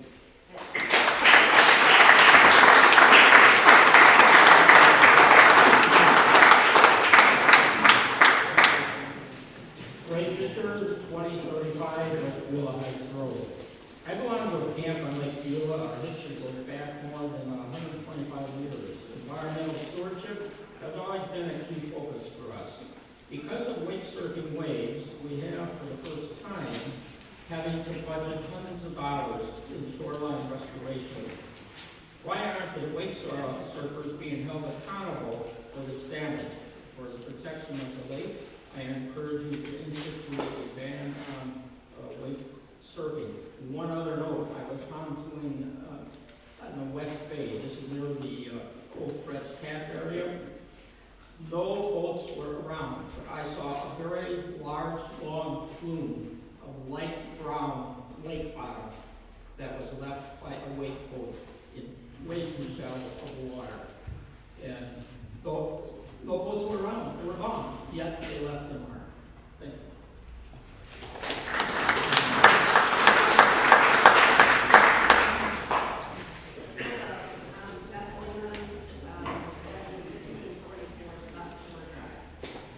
Good evening. I am a new board member for Protect Lake Beulah, and interestingly, I recently found that my great-grandfather, who was one of the first people on Lake Beulah, was put on the board of Protect Lake Beulah in 1901.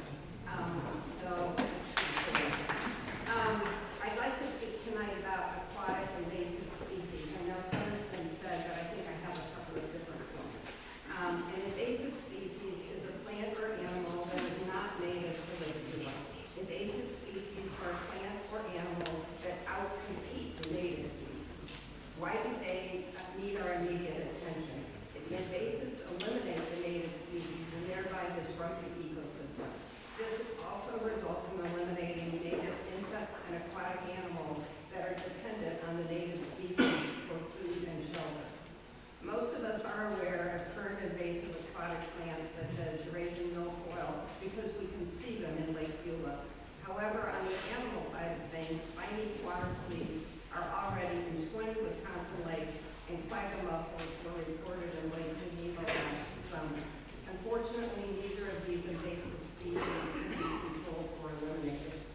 Wisconsin's Clean Boats, Clean Waters program is important because it volunteers can assist boaters to check for invasive species on the hulls and in live wells on the boats in the landings, at the landings.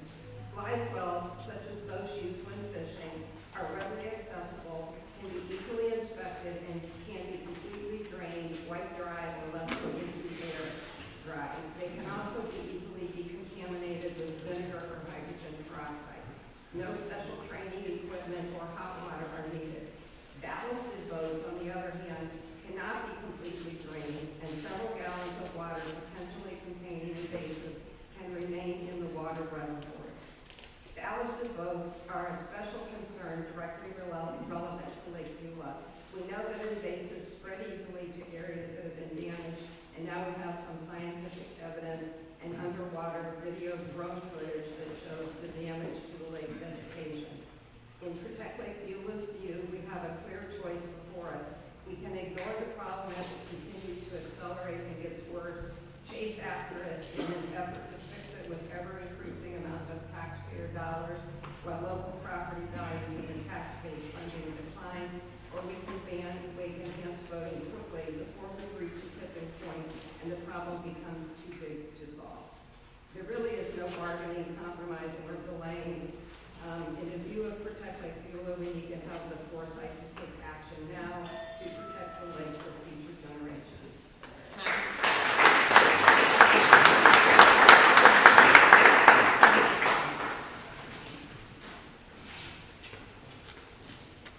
Rob Siegel, North 8778 Wilmers Point Lane.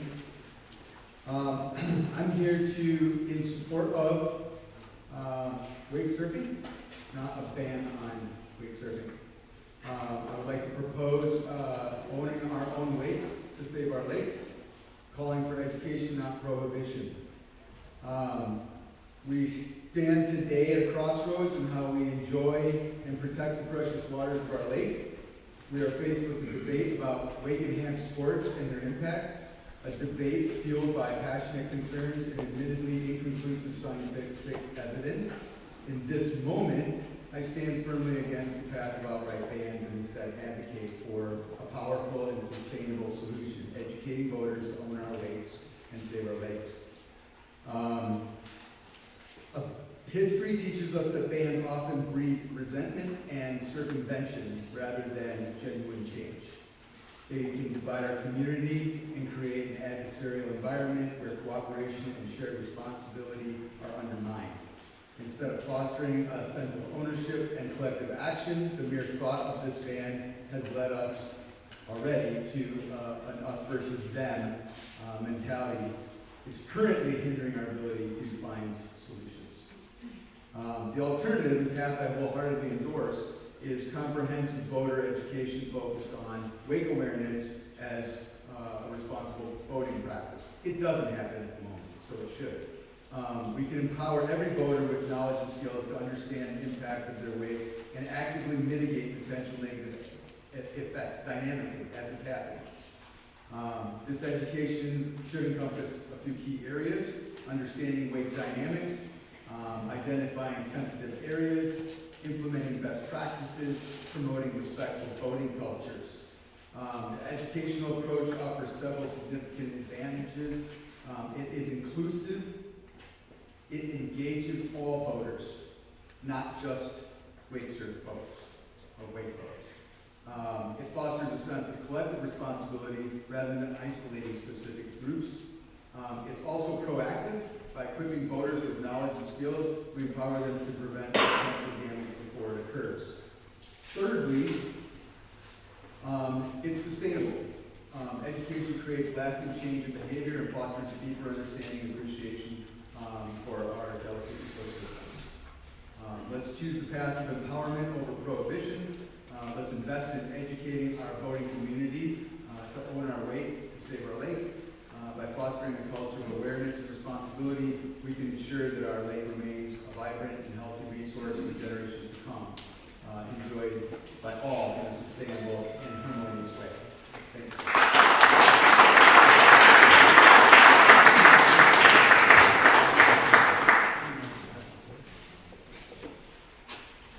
Barry Court, W1522 South Shore Drive. After hearing the comments from very thoughtful, well-spoken folks, you may have concluded we have an irreconcilable breach between alternative views. And it is a little discouraging to see the ballots cast before most of those comments were made. Unfortunately, as it is, I think we have a road to a solution. So I want to capture your attention just for a moment, because I think you voted strenuously for this solution, and it's in our midst. I want to remind the electors of the thoughtful and common sense public comments that Chair-elect Joe Jones made to our esteemed board on February 10th, 2025, before he was elected. In his comments, Joe made a recommendation to the board as to how to approach the wake-enhanced boat issue. Joe's recommendation aligned with choice number 2 on the advisory ballot tonight. I'm going to quote from some of his comments, and I'll be brief. Quote, "The role of the town board is to be a catalyst to bring all sides together on any controversial topic and force them to drive to a mutually agreeable solution for all if possible. It's not always possible, I understand that. If they cannot reach mutual resolution on their own, then the board could help facilitate the process. A committee is a great idea, a way to tackle these challenging topics, and I'm suggesting the board use this tool to handle this difficult situation. I advocated for a public hearing last month, but I'm going one step further. I feel strongly that the board should establish a committee to study the damage to lake bottoms, excessive waves, general water safety, and general enforcement for all types of watercraft. Some private groups in town and outside of town anointed themselves the de facto committee that Joe spoke of without being formally appointed. purportedly undertaking the committee's work without the East Troy Town Board's balanced guidance, and they alone, without public hearing, have concluded based on their narrative that the only approach to save our lake is to ban wake-enhanced boats, leaving no room for compromise. If this approach were accepted,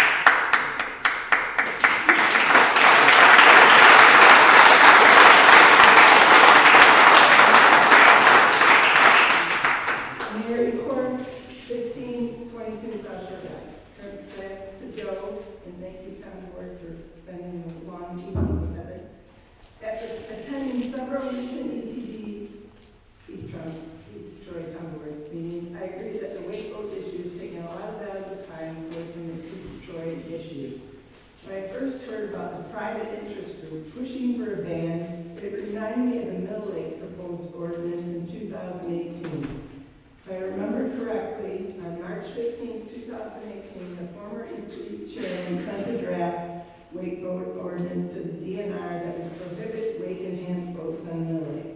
Ultimately, this issue is resolved not through enacting a new wakeboat ordinance, but rather by properly placing buoys on Mill Lake, distributing educational pamphlets at the boat launch and town hall office, and the Water Patrol was asked to enforce existing boating ordinances. Education rather than regulation solved the issue. I look back at an article Heidi Bulk had sent me during that whole thing from the National North American Lake Society from 2017. The article said, there are a number of best practices that low-speed boaters and lake residents can take to lessen their impact. No one action can save a lake. Rather, improved lake management could involve many different practices. That made me think, what boating practice has our lake management district implemented to improve Lake Beulah for all lake recreationalists? Lake Beulah Management is an elected group that can advise the town board on best boating practice. However, the LBMD has now aligned with a private interest group to support a complete ban on wake-enhanced boats. LBMD has not tried to meaningfully collaborate with any other group other than the private group advocating for a wake-enhanced boat ban. Collaboration isn't staking out a no compromises position when it's clear that there are alternate practical solutions. Collaboration involves all parties actively working together to find a mutually satisfactory solution that addresses everyone's core concerns. Collaboration is consistent with our shared responsibility and stewardship for Lake Beulah. LBMD has not done this. I again propose that we as a lake community collaboratively come up with best practices, educational pamphlet, videos, social media campaigns, signage at boat launch to educate all Lake Beulah water sports enthusiasts. And there's a couple.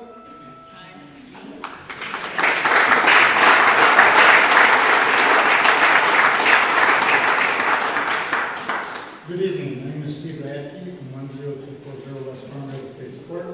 I'm a member of the Wisconsin Water Sports Coalition and part of the BRB community. The hard truth is, boats are just bigger. And we need to take that into consideration that all boats are contributing to rough water. New stern drives and tri-tunes are now hitting 4,000 to 5,000 pounds dry weight. We have people in these meetings, not near other meetings I've done too, they criticize surfing while tubing behind 25 to 28 tri-tunes, completely oblivious that they're generating 12 to 16-inch waves. The waves are out there, and it's not just surfboards. Sedimentary suspension and the health of the lake. These boats have been on these lakes for 20 plus years, and yet we hear the lake's current statuses are pristine. There are, in fact, two separate studies assessing wakeboat surfing and resuspension that looked at multiple depths, multiple boats, multiple locations in the lake, tested for multiple factors like suspended solids, phosphorus, dissolved oxygen, with one having a natural diver for visual confirmation. Quantitative data. The result, at a depth of 15 feet, no variations from the data after wake surfing in the exact area, and the diver did not witness any sediment movement. So they tested the area the boats passed, right after the boats passed, and the results show no variation. Yet we keep hearing arguments that these beds are being blown out at 22 feet. Each lake is unique, but these exact same identical tactics and claims are being used at Big Cedar Lake, a 900-acre lake with over 40 wakeboats on it. Big Cedar Lake just received its vegetation study from SORPAC, a 100-page study. Highlights include the biodiversity unchanged from 2018 to 2023. Its FQI score increased, which means it supports species that are more sensitive to ecological disturbances. Aquatic plants increased in depth from 22 to 27 feet. Species richness is higher than average for southeast Wisconsin. So even with 40-plus wakeboats, their lake health has improved on many of the levels. The question is, does Lake Beulah have the same understanding of its real lake health? Several towns have actually gone down the path, and just in the last month, Elkhart Lake, Milwaukee Lake, Cedar Lake, Shane Lakes near New Clare, Rock Lake, and just last night, St. Germain, with 5 different lake districts, have all opted to not move forward with any bans or ordinances. They all are working towards collaboration and education is the direction that these towns want to be working towards. Thank you.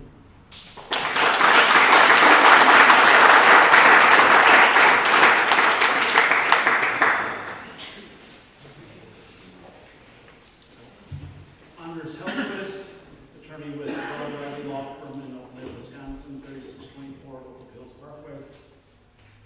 I represent property owners on Lake Beulah who like to wake surf. But I also have a confession. I don't own a wakeboat. I won't own a wakeboat. I own a 16-foot fishing boat, kayaks, and a canoe.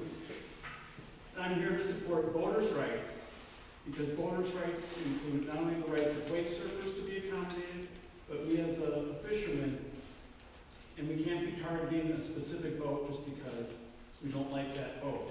We all have to get along and find a way to accommodate each other on the water. There are 2 quick points I'd like to make and ask you to consider against a ban.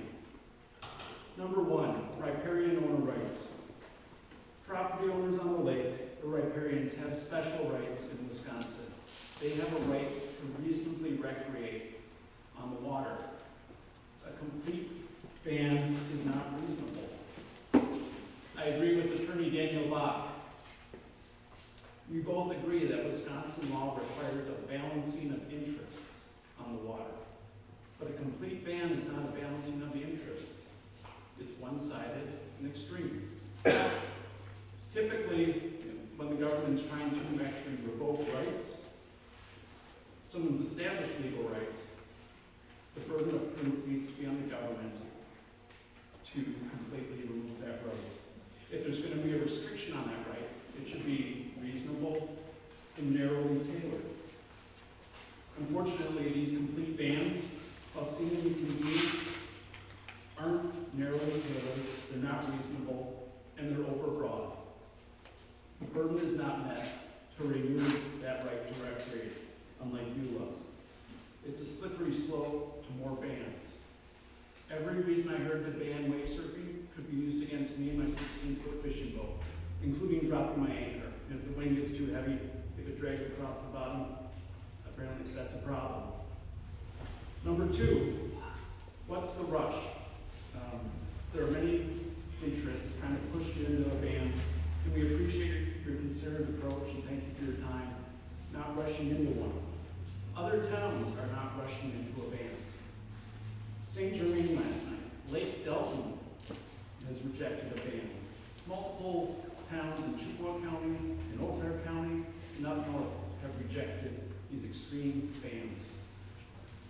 Unfortunately, some of these bans are going through based on bad information and bad science, and some folks are starting to fight back. I've got a client up in northern Wisconsin who's filing a notice of claim.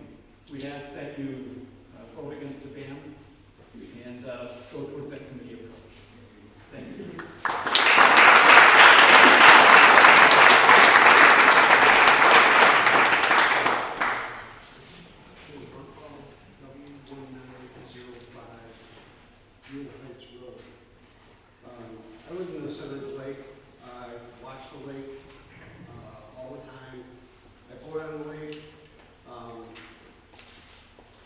roughly 1,000 hours a year.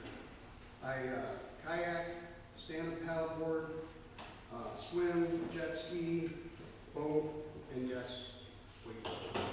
I operate a wake boat. I do it on the West End.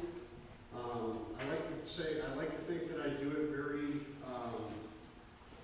well and very considerate of other people. I bring a lot of friends up to East Troy and take them out on the lake. I always have this one story I tell. I rent to do the lake today because most of the time I go out and there's like 4 or 5 boats on Lake Beulah.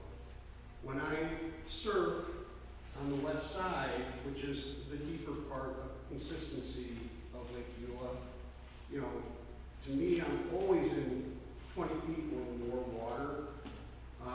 I wouldn't want to bring my wake boat in less than 20 feet of water, to be honest with you. You could damage it, and it's a very expensive damage. I got into wake surfing because my son was a hockey player, he still is a hockey player, plays in college, and I played as well, and I didn't want him to blow out a knee. Wake surfing is a very gentle sport. It is a skilled sport, but it's very gentle, so it's a very safe sport for people. And I prefer him to be skiing at, and just for the record, most people ski at 9.8 miles an hour. It's not the higher levels that people say that does more damage. The look on a kid's face when he first gets up on wakeboarding is like the look on somebody who caught their first fish. I love Lake Beulah, and I hope there's a compromise that works out for everyone. Thank you.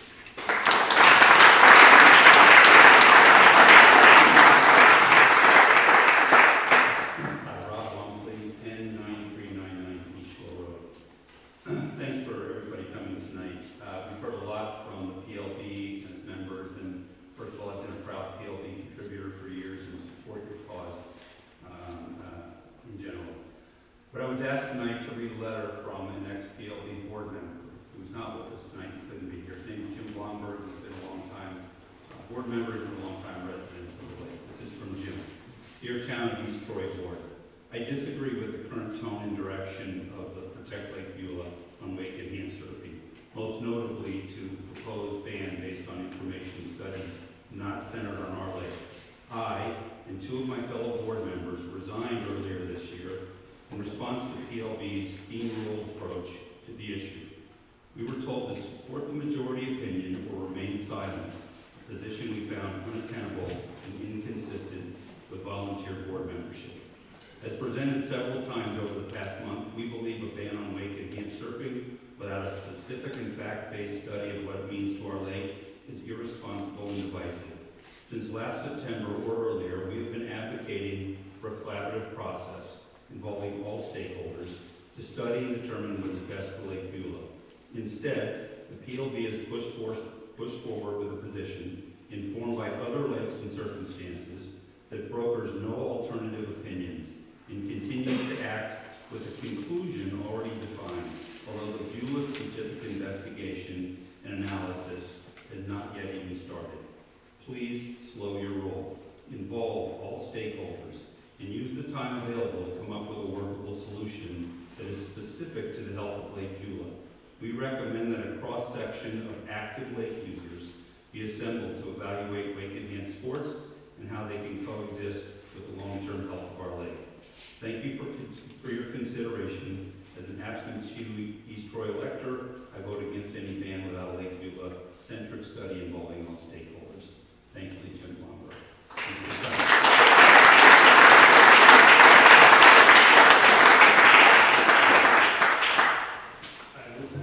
I'm Al Hanson.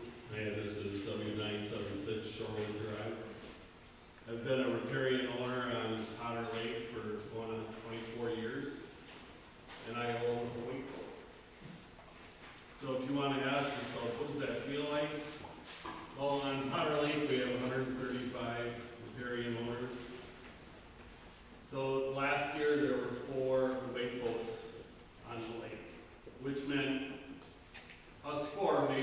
2.9% of all the boats on the lake. For myself, it's less than 1%. So if you want to ask yourself, what does that feel like? It's kind of like this room. Me against this size of room. And so I kind of have to ask. I bought the boat 2 years ago. It was brand new. And somehow, all of a sudden, I am responsible for everything. Because I own a wakeboat. And, you know, I have some concerns about that. And I actually have some concerns about some of the data that has been put out there. And some of it has been spoken about this evening. But I want to point out something. You know, if you look up the definition of slow to wake, it's a speed slow enough to maintain steerage, but no more than 5 miles an hour. So now we're talking about a sport, wake surfing, that runs 9 to 10 miles an hour. Just a little bit past pulling the wake. It's not this dangerous, you know, ripping around at a very high rate of speed that you might, you know, think of. It's a very slow speed. And if you've never actually wake surfed, it's not the kind of thing that you can go around the lake for 4 or 5 times like you can when you do. It's a lot of skill. I think one of the other people that spoke mentioned that. There was a report that kind of started all of this. It was done in Minnesota in 2022, and I just want to point out a couple of things. It said that the most rapid decline of the wave height occurred within the first 100 feet for all of the boats. So they tested 4 boats. They tested a Larson open bow, a Malibu ski boat, and then 2 Malibu wake center boats. And what's interesting is Time. Sorry.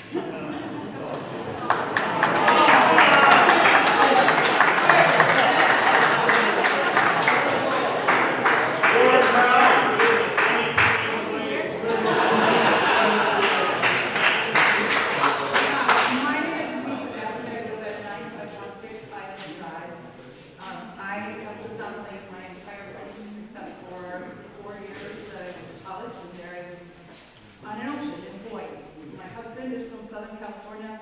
My kids live in North Carolina and Electors. Water and the waterman attitude is really cool.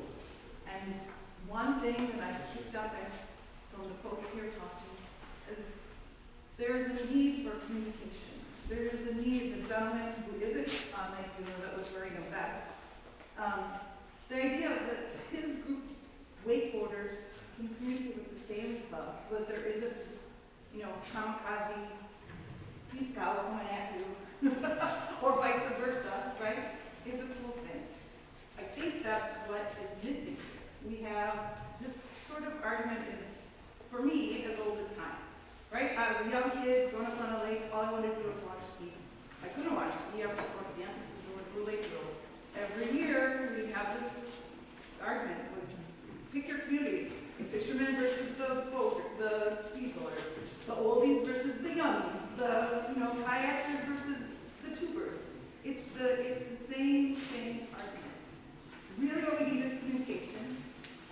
Putting together a good committee with solid data and not just anecdotal evidence or stories about property values declining or purple colored dots at the bottoms on the camera that they stuck in a hole during the lake ice fishing. I think is the route to go. And if you consider the fact that it's a divisive issue, but the only way through it is talking. And Joe, you really did have the idea of like, let's have a committee and talk about this. But I'm going to give you my thought on a committee. A camel is a horse designed by a committee. So put some thought too in who's left in the different sizes going on that way. And that's it. And CUSA, where we are next. So Sherry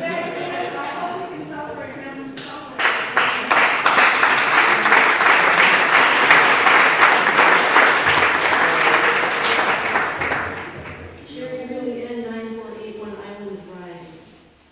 My parents bought a plot of land on the Jesuit Island in 1978. I've been there ever since. One of the most important things that my parents instilled in me is, as a lake owner, we don't own the water, we are stewards of the lake. And that is one of the most important things. And I'm glad I stayed. We were just going to vote and we were going to leave, but I'm glad I stayed. And there are strong evidences on both sides. The bottom line still is, I heard so many times, education. How in the world is that going to happen? When the buoys are put out in the beginning of the year, we have our own buoys, and the lake management skips us because we put ours own out. We don't even know what 200 feet is. We're just randomly placing them out there. Someone stole one of ours 2 years ago. So reinforcement is also a major, major issue. Anything that says, let's restrict it to a certain time, or let's restrict it to a certain place.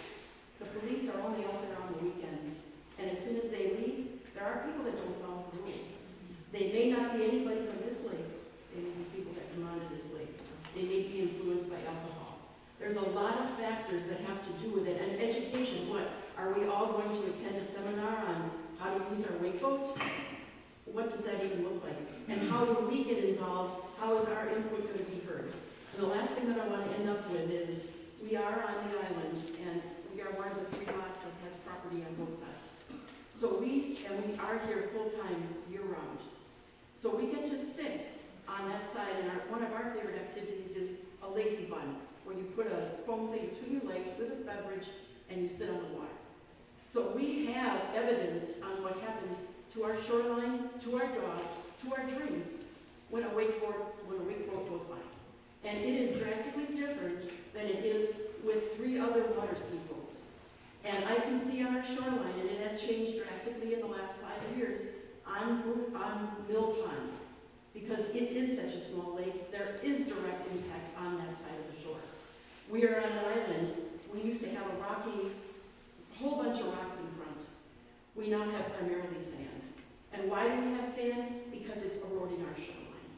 So if you're going to do evidentiary-based things, come and sit, and you can come on our property and you can see the difference. Our big boulders are cracked. So the amount of the impact, and it could be, yes, it could be erosion from the bigger boats too, but there are boats that is affecting our island. And an island is only a certain amount of land. It isn't going to last forever. It's not going to disappear in my lifetime, but it's going to disappear at some point. And these are all important factors that I don't envy any one of you, but it all has to be considered. Thank you.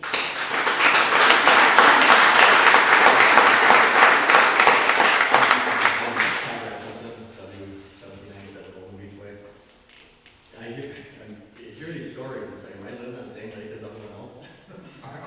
We have no erosion on our lake. I'm just a little ways away from Island Drive. And because I saw one of the letters, it's just going through some of these letters, it's just like, well, the guy talking about the dock smashed it. It's not designed for waves. I mean, with statements like that, just discredit everything. It just shows there's just this agenda. And that's the problem with PLD is you see by 3 people, they left because either you fit the agenda, you toe the line, or you're wrong. They're here to ram the agenda, and there's no talking with them. There's no, let's negotiate, let's talk about what works, what there is none. It's their way or the highway. They don't care. That's the problem. But it's even like say about the shoreline erosion on Island Drive.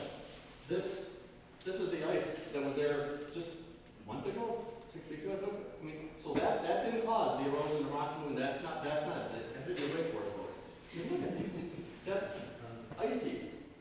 I mean, it's had to be wakeboard boats. There's no way that could. It's part of being a property owner. You have damage from look at this 4-foot tall ice. Just going. That's along that North Shore. It's just to tell me that the wakeboard boats are every time it comes down to it's got to be wakeboard boats. It's just. I mean, we love the lake. My wife swims the lake, we paddleboard, we have the wakeboard boat, the jet skis. We love the lake. We'd never do something. If somebody were to give definitive proof, if you were to get somebody that actually did an an actual collaborative study, not somebody trying to railroad through an agenda, and show their record on lake. We done with the boat. There's no way. And we love the lake. There's no way we're not going to have to damage the lake. The reason, it's just that you look at everything so agenda driven with these studies that they're doing. Everything has an agenda, and if it doesn't fit the agenda, it's discarded. You know, just like the 3 members on the PLB. You don't fit the agenda, guess what? You're gone. And that's the problem. You need collaboration. There's no way that we would be able to love the lake. If we were doing damage, it'd be done. And it's just, I mean, these stories of this death and destruction, overturned kayak, we're all going to paddleboards all the time. My wife's had to swim in the middle of the lake. This is not the case. We get out there July 4th, maybe it's insanity with boats everywhere, but 90% of the time that lake is just fantastic to live on. There's no issues with that. It's just please, you know, if we need to get at least a legitimate study, somebody that actually does have an agenda, somebody that's looking to get some solutions, not somebody's trying to ram through an agenda with a whole bunch of, it's like they have a hotline, they call them the fishermen, they'll show up and, yes, we're here to complain. And we love living on a lake, but I tell you what, we share a backyard with 1,000 people, yeah, and there are meetings like this a lot. That's the downside of it. But other than that, we love these trawling, love the lake, it's fantastic. But yeah, just please, let's get some pieces.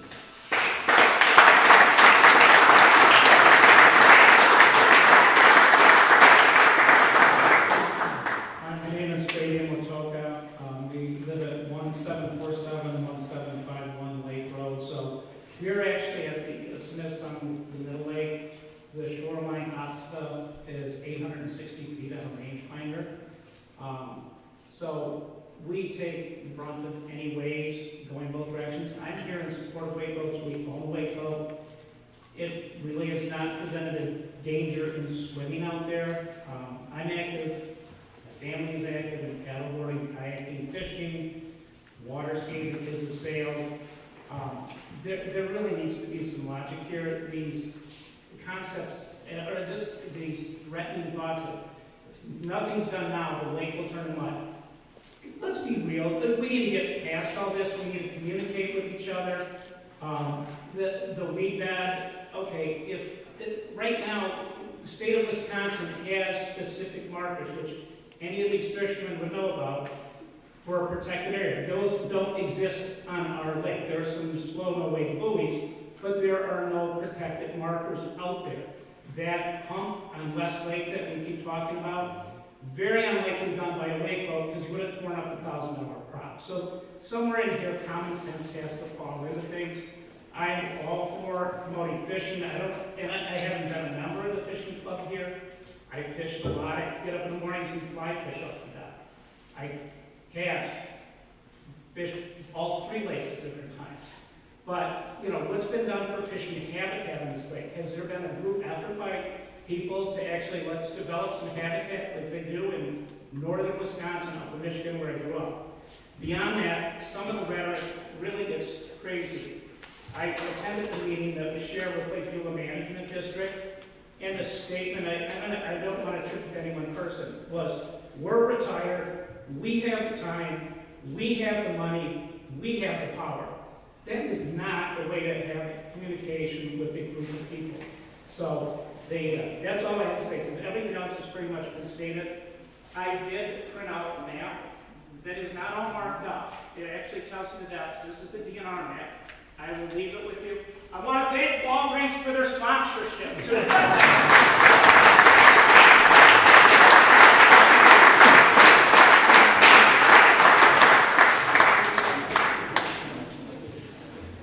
Good evening, my name is Steve Gooding. My local address is W1763 Lake Road. My wife and I live in Chicago. We've owned our lake house on Beulah for more than 30 years. And we bought that house because Lake Beulah was the best lake in southeast Wisconsin. Lake Beulah is a shared public resource, just like our parks and our schools. Public resources need protection. They need protection from abuse, misuse, and unintended damage. Our town leaders are elected to provide that protection in the form of laws and ordinances. When new technology or new behavior threatens a public resource, our elected leaders are expected to spring into action. Think skateboards. Great recreational activity, but we all know that ordinances have been needed to avoid unintended damage to public property. Wake surfing on Lake Beulah is no different. At first glance, wake surfing boats look very similar to normal ski boats. The difference is in the power they possess. For some models, it's more than 500 horsepower, and that 500 horsepower is focused downward for the full duration of the activity.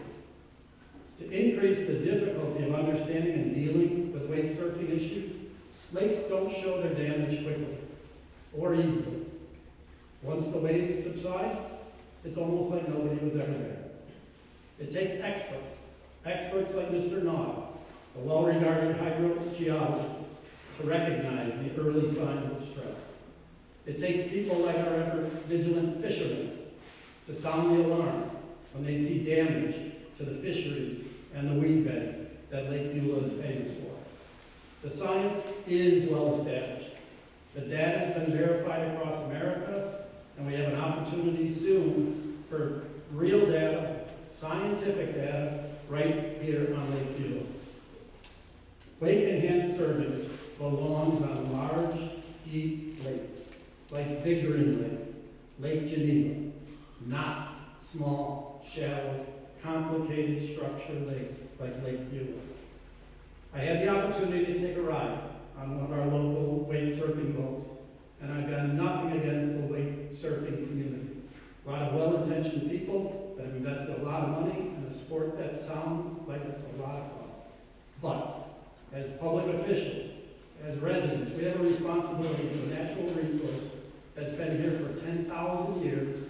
If it doesn't make sense to enact a permanent ban now, please enact a temporary ban while we study the science, while we create the studies that are specific to Lake Beulah, while we wait to see the BRB community develop their educational program. So far, we haven't seen that. The lake deserves that. Thank you.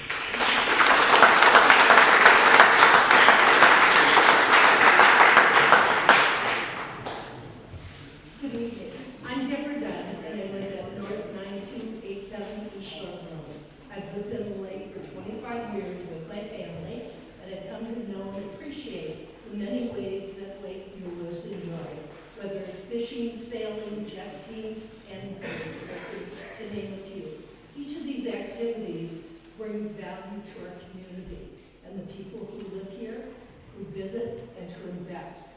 There's growing concern over the wake enhanced boating, as we've all heard all night. I was recently a member of the board for the PLB, and since with that they were advocating a very narrow approach to this, that it must be banned, they were asking us, the 3 members that didn't agree with that, to either agree or resign. We decided to resign.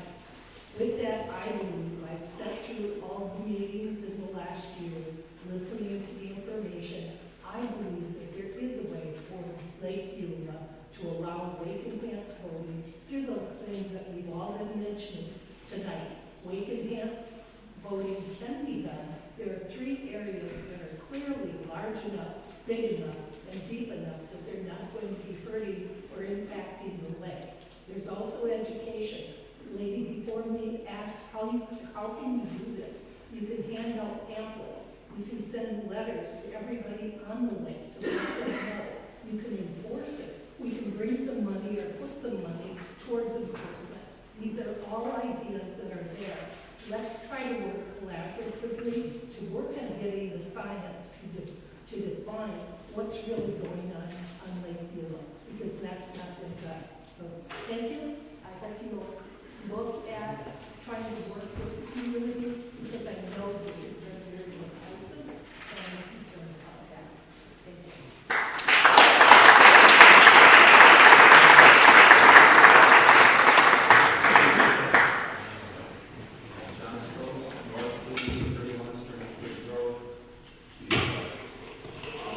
As most of you know, I've been out on the lake here. This will be my 57th summer, and I spend quite a bit of time on and around the water all the time. I'm going to come up with a pragmatic, high-tech solution that will protect the lake and also protect the rights of all voters, including the Wake Enhanced voters, to operate on Lake Beulah. So here's my stance. Under the Public Water Trust Doctrine, it states that everyone who is a Wisconsin resident has the right to use the inland bodies of water. That includes Lake Beulah. With that in mind, I believe in the stewardship of the lake. We are all the keepers of the lake. My stance is we have to protect the lake, that is paramount, with also having a balance, the right to use the lake, the Wisconsin Constitution states, Public Water Trust Doctrine. So when I say I don't have a dog in the fight, I mean I don't have a lake enhanced boat, I'm not carrying water from either side. If I was in charge, I would come up with a plan that would designate areas on the lake where you could create zones that would be allowed to use lake enhanced boats. Minimum water depth of 25 feet with a minimum depth of 400 foot from shore. I want to repeat that, 25 feet of water and 400 feet from shore. You are protecting the resource, the lake, the balancing of the rights of all to use Lake Beulah. I will fund this and implement a plan. I would ask the Lake Beulah Management District to provide $10,000 a year of the $195,000 they receive from the taxpayers per year. Use this money to supplement the town's police boat. Create the zones with a map and website using the metrics mentioned above. I would post signage on the town's website at the boat launch, up on top, and down by the boat landing. On the website, you would have information explaining what the law regarding operation of Wake Enhanced Boat on Lake Beulah is. State and designated zones. I would have the town pass an ordinance that if you get caught operating outside the designated zone, you get nailed with a $600 ticket that goes directly to fund the water patrol boat on Lake Beulah.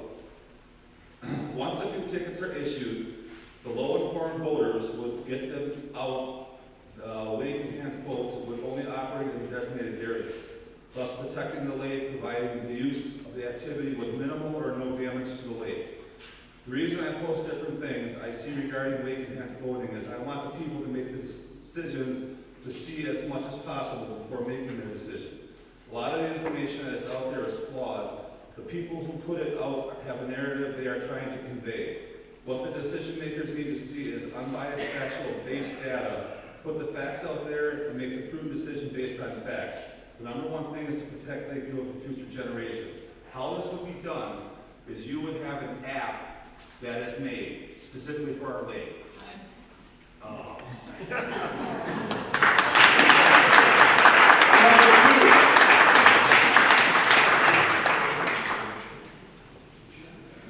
Lou Caruso, 1016 Sherwood Drive, Our Lake. I'm also a wakeboat owner. Most of what I wanted to talk about has been covered, so I'm not going to go over again. But I did hear quite a bit tonight about the zebra mussels being brought in by the ballast of the wakeboats. So I did a little research on zebra mussels, and the fact is, zebra mussels can live out of water for several weeks and up to 30 days. So could wakeboats bring zebra mussels in? Sure they could. But so could the live wells at fishing boats. So could kayaks, canoes, trailers. So they can come from anywhere. And the fact is, we have 4 wakeboats on Potter Lake, and all of them are within a few years of each other.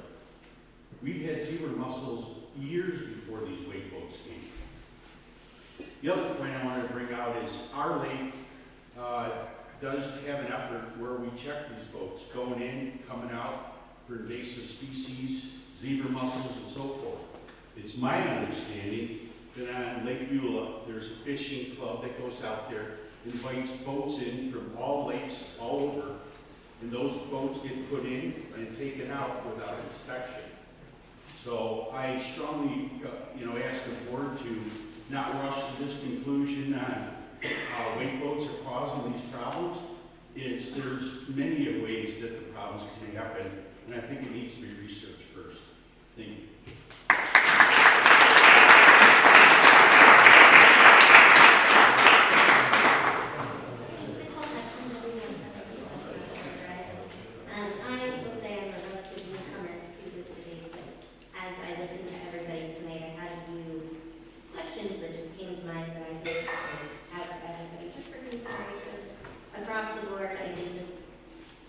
I would say my questions go beyond just this conversation, but we go to general, but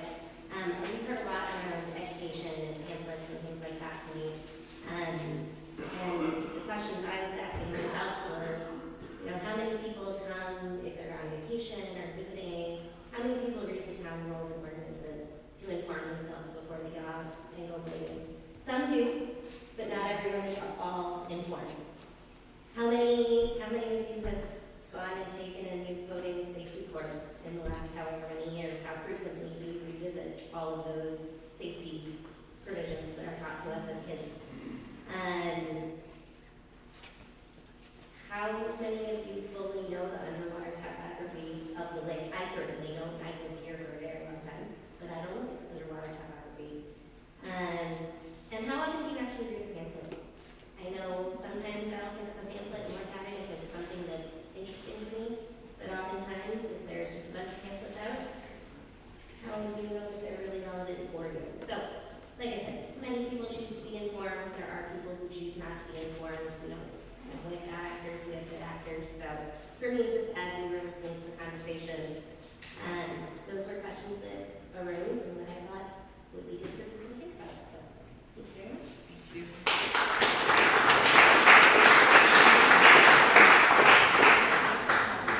Last call. Once, twice, 3 times. We would like you to vote on the blue slip, and we will be coming around to collect any ballot that hasn't already been turned in. Again, I thank you for your attention and your patience tonight.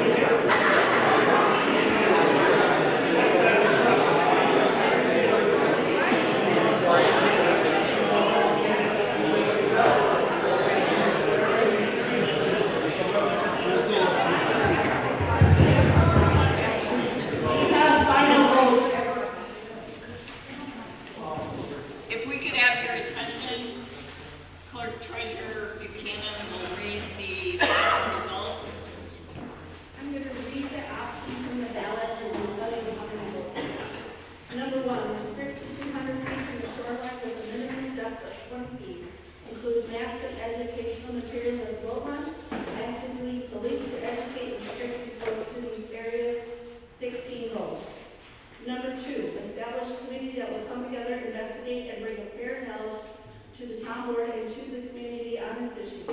Members of this committee will be appointed by the town board through an interview process to ensure a fair and balanced committee. 18 votes. Number 3, allow Wake and Hands boats to continue to operate in the manner they are currently operating until the state DNR introduces legislation on this issue and ending. 37 votes.